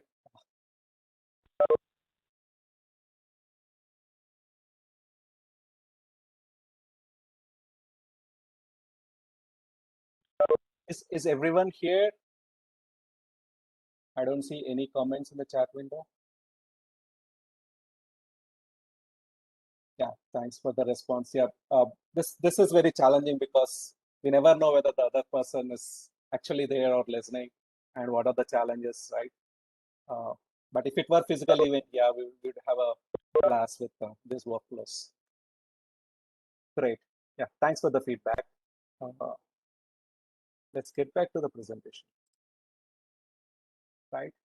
So that is with the controller, right? Now, what after you tune the controller, you want this implemented on the hardware, right? And then control the real motor that you have in the lab. That's the ultimate thing that you want to do. We can't just stick to simulations and then say, all right, my plant is modeled, I have the tuned gains. Okay. Many of times systems can't rely just stay in the desktop or laptops, right? They need to be implemented on the real hardware, and then you need to look at the performance of the system. So that's where Mathlab provides the embedded coder. You can generate target-specific code using embedded coder. Once you have a Simulink model design, right, a quick 7 steps will get you to generate code, right? It doesn't require professional C or C++ knowledge. You can trust this embedded coder tool. Again, when I say code generation, this is production quality code, right? Many of the industries are already relying on this, right? So this is production quality code. Even you can optimize this code in terms of memory or the speed. You have those configurations that you can set through this quick 7 simple steps. Right? So let's just give you a brief idea of how this is done. Okay, so once you have a model, right, what you can do is you can go to code and generate C or C++ code. So this quick 7 steps will get you there. Okay. So for first thing is when you are generating, you need to decide on what code that you are generating, C or C++. Once you are done with that, some quick checks it will perform based on what is the sort of processor you are using, the device type. And once you do that, you need to take a call on whether you want the optimization to be done in terms of RAM or the computations, right? So you need to, this can be decided based on what is the processor you are using and what are the other tasks that you are performing as part of this project, right? So when you do this and quickly finish the 7 steps initially, you will have the generated code out of the Simulink model, right? And the generated code looks something like this. And there are hyperlinks in the generated code report where you can actually look at what piece of code is responsible for which block in the Simulink model. so that you have a bidirectional traceability around the code and the model. Right? And this is for one of the power electronic converter control generated code. This code is deployed onto a Texas Instrument board, and you can run this hardware in loop from within the Simulink and then evaluate how this gains are affecting the outputs. The PID gains are affecting the outputs. Right. With that, I will leave to Pranav. Pranav will walk you through very quickly on hardware support. We will focus on Arduino for today, but we do support a bunch of hardware. And Pranav will walk you through how to develop simple algorithms and deploy it onto the hardware. Right? Sure. I will stop sharing, Pranav. Yeah. Am I audible clearly? Yes, you are audible. Yeah, sure. And my screen is also a visible. quick Right? time check on that, Pranav. Yeah. Yeah, sure. Thanks. Yeah, so as Ramana mentioned, so once we create our models, we eventually want them to be deployed on real hardware, right? So Matlab and Simulink actually also support low-cost hardware, various of. So that you Pranav, can you are directly breaking a connect little. Arduino, Raspberry Pis, Android devices. A little. Okay, is it better now? Yes. Yeah. So MathWorks actually provide support for hardware packages for Arduino Simulink, Arduino Raspberry Pi, Android devices, as well as Lego kits and so on. So what we can do here is we can directly connect our Arduino boards to our laptop computers and create our Simulink models and directly deploy them onto your Arduino without actually worrying about how to write a code for that and so on, right? So how to do that? The first step is to convert first thing is when we have installed Matlab, we also have to install that respective hardware support package. I'll quickly show how to do that. And once we have installed that hardware support package, then definitely we'll have to have some Simulink model for that particular system that we are modeling, and then connect required input outputs of the hardware's actual hardware, and then put the software on the hardware using code generation, right? So how to download and install support packages? So if you go to the Matlab, at the tool strip, there is an add-on button. I'll quickly go into Matlab and show that. So this is how the Matlab window looks like. Right, and at the top tool strip, there is a button here called as add-ons. So in the add-ons button, if you click on the downward arrow, there is a button for get hardware support packages. So I'm clicking on this get hardware support packages, and a window will open and it will show us what different hardwares are supported by Matlab and Simulink. So as you can see here, there are Matlab support packages for Arduino, Simulink support package for Arduino. There are Raspberry Pis. There are different kinds of sensors which are directly supported, including the webcam or ultrasonic sensors and so on. There are some Simulink support packages for drones as well, if students or you're working on drone applications and so on. So all these various support packages are available. Whichever hardware you're working on, you can search in this top search bar and look for that particular hardware. You just have to say open up any of that, whichever hardware you're working on, and then install that particular support package in your Matlab. So right now I have already installed this Simulink support package for Arduino hardware. You will see the install button otherwise here if you have not already installed it, right? But now I have already installed that, and when I have since I have done that, I'll go to Simulink and see. Let's see how that affects our Simulink model, right? So I'm opening up my Simulink again. I think one of the model. Okay, I'll just open it up and open the library browser. So in the library browser, we saw a lot of different mathematical blocks. But if you scroll down now, since we have installed support package for Arduino hardware, you see here one block set has appeared now. Simulink support package for Arduino hardware. So that has different blocks which are specifically created for Arduino board in this particular case, right? So we can use these blocks. You see here analog input, analog output, digital input output, PWM, and so on. We can take these blocks into our Simulink environment, create our model, and then deploy that into our real Arduino board and start working with it, right? So I'll show one of a couple of those models quickly to let me just open quickly that particular model. Say, okay, I have this model open at my end. It's for the we just get started with LED blinking on the Arduino, right? So if you look here, this is a this is a digital input or digital output block in this particular case, or you can use a PWM block as well. So let me just drag here. So the same library browser that we saw, right, that has this kind of block. So in this case, this digital output block,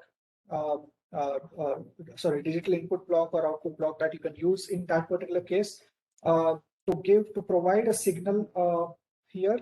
In digital output block, we'll have that particular signal, and you can, if you double click on it, we can provide which number, digital pin number that LED is connected to, right? So if you look at this particular circuit diagram, this is how LED is connected to the Arduino through breadboard, right?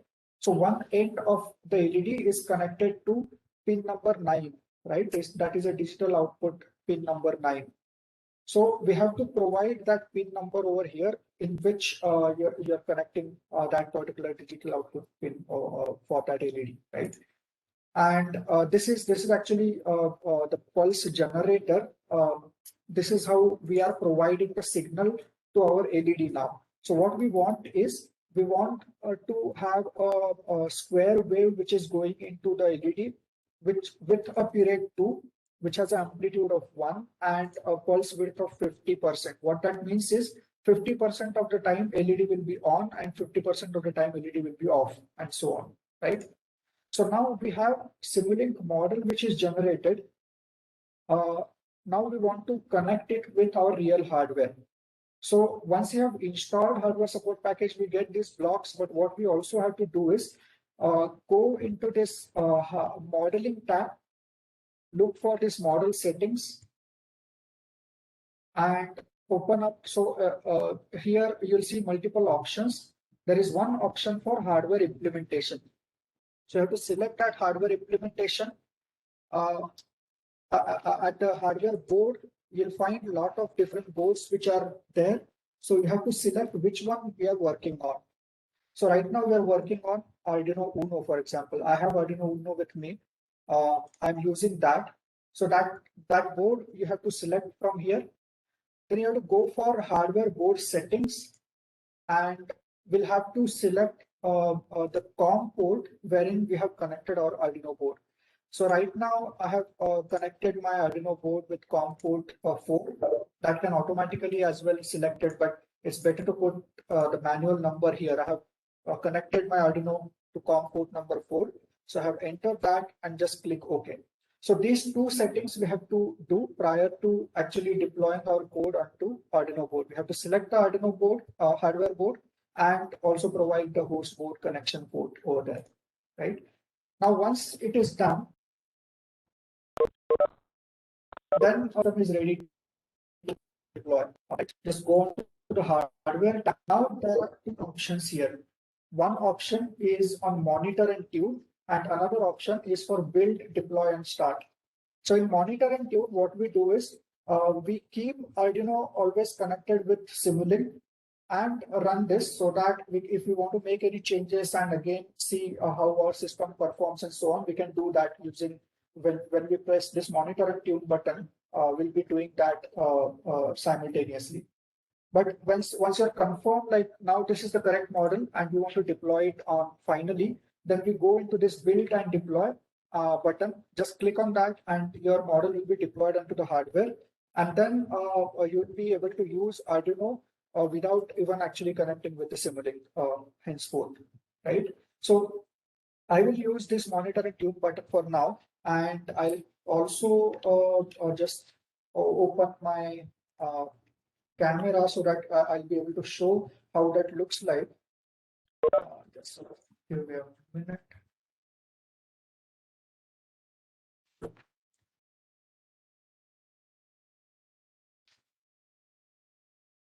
So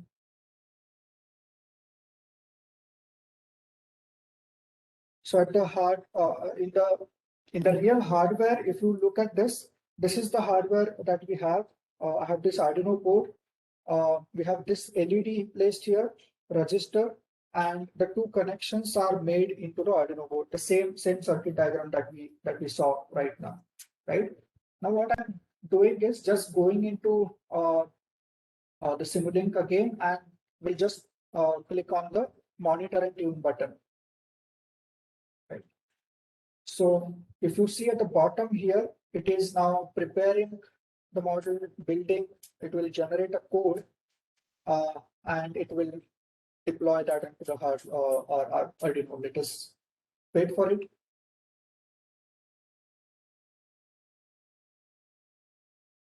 So now the code is sort of ready, and it will now connect with our real Arduino that we have.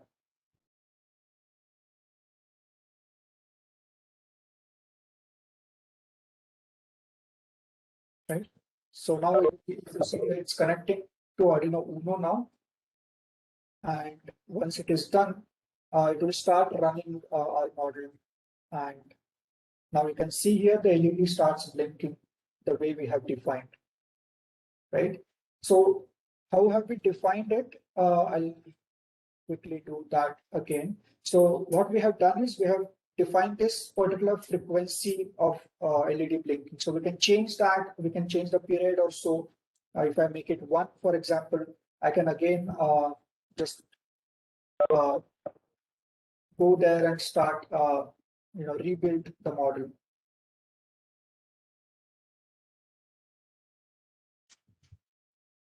And when I again do it, it will start. So it builds again and deploys that onto the Arduino board.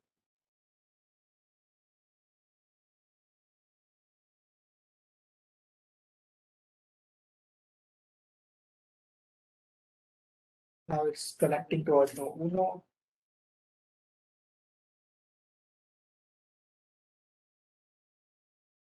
And you see it's now started blinking a little faster because now I have changed the frequency. I've reduced the width over the pulse width, right? So this is how you can create our models in Simulink, connecting those models with the Arduino and work with that.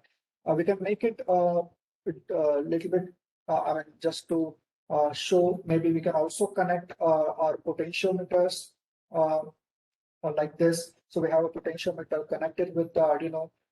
We can use, in this case, the input pins here, and we can see how that particular potentiometer value runs in this case, right?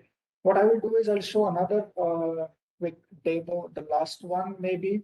It's on the ultrasonic sensor. Just quickly make some connections and we'll go through it.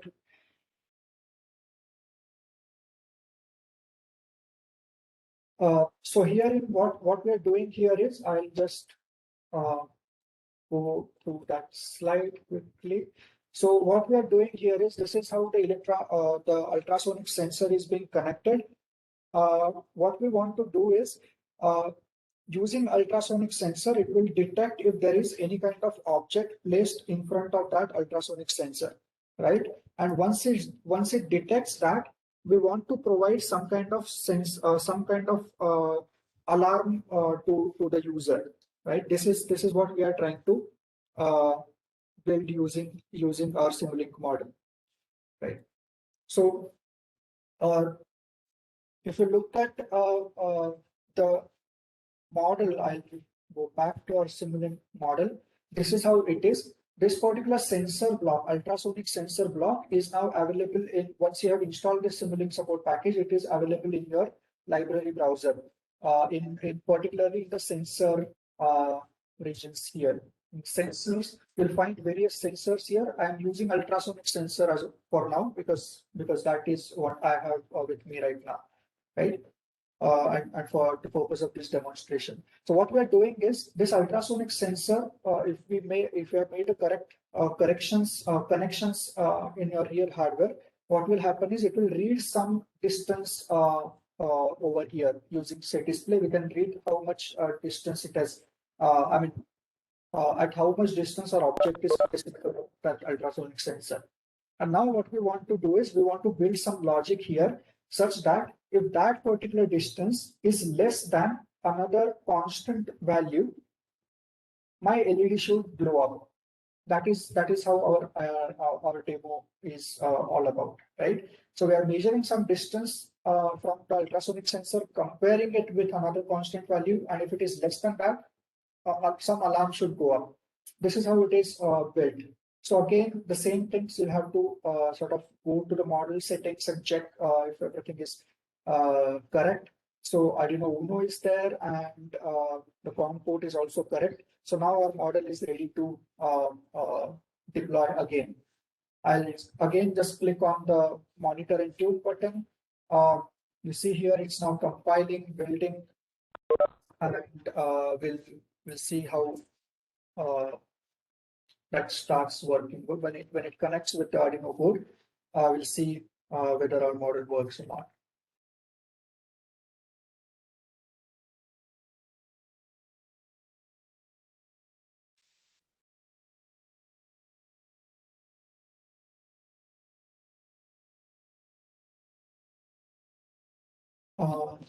Okay, I see some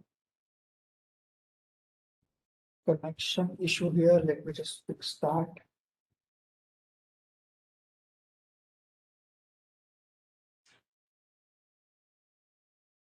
Okay.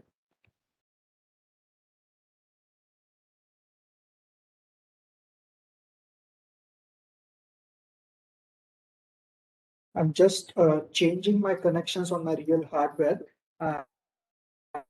And now, so let me also open this camera. So I have connected this particular ultrasonic sensor. I have connected with Arduino using the circuit diagram that we just discussed in the slides like this. And then we have created our Simulink model. And you see here, we are able to see how much distance it is showing at this point of time. So we don't know whether it is really a distance or not. So what you can also do as a faculty, if you're teaching this to students, calibration is something which is important in the mechatronics as well. So you can make use of this to teach calibration related concepts to students as well. By actually placing some object and measuring that distance and making that distance to be equal to this particular thing, right? So now what I'm doing is I'm just placing some object in front of that ultrasonic sensor. You see there is some value being displayed, 0.13 and so on. Now, as I move closer to this ultrasonic sensor, the value is reducing, and when it becomes less than 0.5, the LED glows up. That is particularly because we have now designed our logic in such a way that when the distance coming out of the value coming out of this sensor block, if it is less than 0.05, our LED should glow up, right? So the basic idea here is you don't have to worry a lot about how to write codes for making Arduino run and so on. So you don't have to worry about the scripts that we write in Arduino IDE and so on. Just have to just how to create your own models in the Simulink. And the Simulink models, since these are sort of a block diagram based models, which are also very easy to build, and they are sort of they provide easier intuition to what is exactly happening there, and you can create those models, deploy those onto Arduino, and like start working with it. So this is how you can also work with many other hardwares, as we mentioned, like Raspberry Pi and all other things. Again, the beautiful thing about this is you don't have to worry about different programming languages. Simulink will most of the time take care of it. So just model it Simulink and automatically code for that particular hardware will be generated for you. So this is what we had, just to show another quick demo. Say for example, so this is here in what we are doing is, so let me see if I have that model with me. That's okay. We can rely on the model. Okay, sure. So what we have here is we have one temperature sensor. We are measuring the temperature using this temperature sensor. And when this temperature crosses certain value, we want something to happen. For example, that when temperature is less than 70, in this case, nothing happens. If it becomes greater than 70, fan should run or turn on. If it becomes greater than 120, AC should turn on, and so on. So likewise, this model can be built in Simulink using so in this case, the model is built using Stateflow, which particularly talks about how we can model different things using different states, where states are changing, right? And again, using the same Arduino board and having different components connected to it, like motor and different LEDs as a part of alarms, we'll be able to see how that happens. So if we change the temperature now, in this case, it was less than 70. If the temperature increases, you'll start seeing this particular motors are running, and that represents our fan turns on. Okay. So as the temperature is increased, now you see the motor starts running in. That is a fan turns on. If we turn the temperature even further, the LED glows up, which represents our AC has turned on.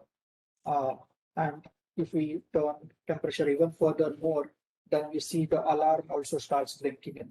So such type of projects students can build in as a part of their assignment for your courses, and as maybe some small projects at the end of the courses and so on. So this is what we wanted to show to you. Ramana, you want to add further anything on this or any other things? Yeah, so when it comes to hardware integration again, right, here we are not telling students to learn a new programming language. Instead, just rely on systems, what's the logic, and then build on top of that, right? Again, when students figure out that, okay, Arduino is not something that they wanted and they want to move to Raspberry Pi, you just can replace just those blocks, the support package blocks, and pretty much everything in between these blocks remains the same, right? So you can easily move to other platform also without changing any of your design, just by changing just the support package blocks, right? So it's very easy to go to the other platforms also. We are not trying to learn a new programming language again. Pretty much everyone can stay with the domain they are in, and then build models and deploy it onto the hardware, right? Pretty much embedded coder will take care of all the code generation aspect of it. If you need any support with respect to the workflows that we showed today, you can reach out to us. You have our mail IDs.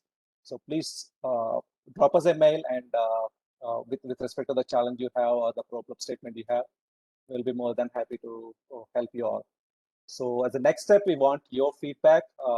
You can either scan that particular QR code, or we'll be pasting the feedback form link also in the chat window.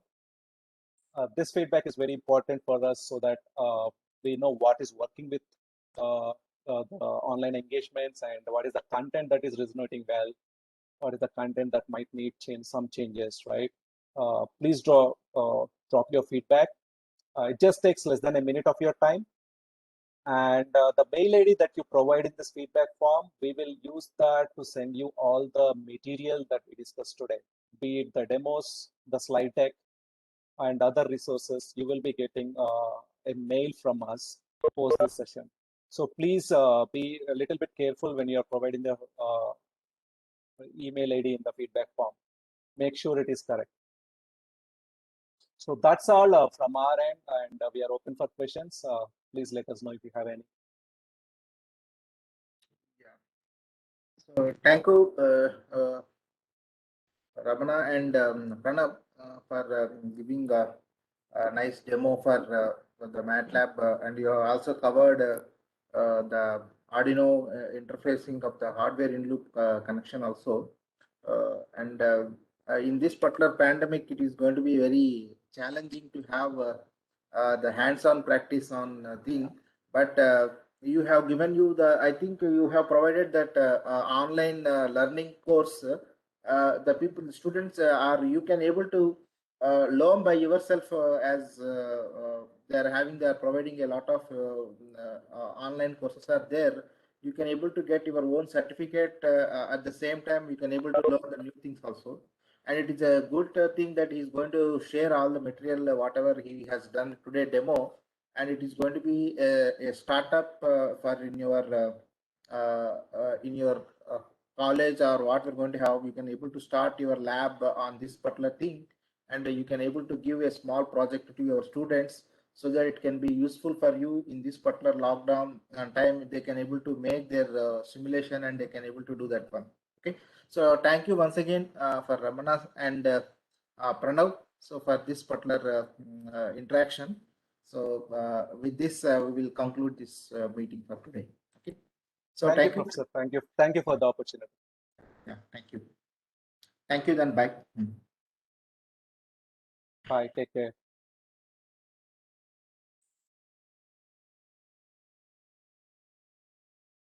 Thank you. Thanks, everyone.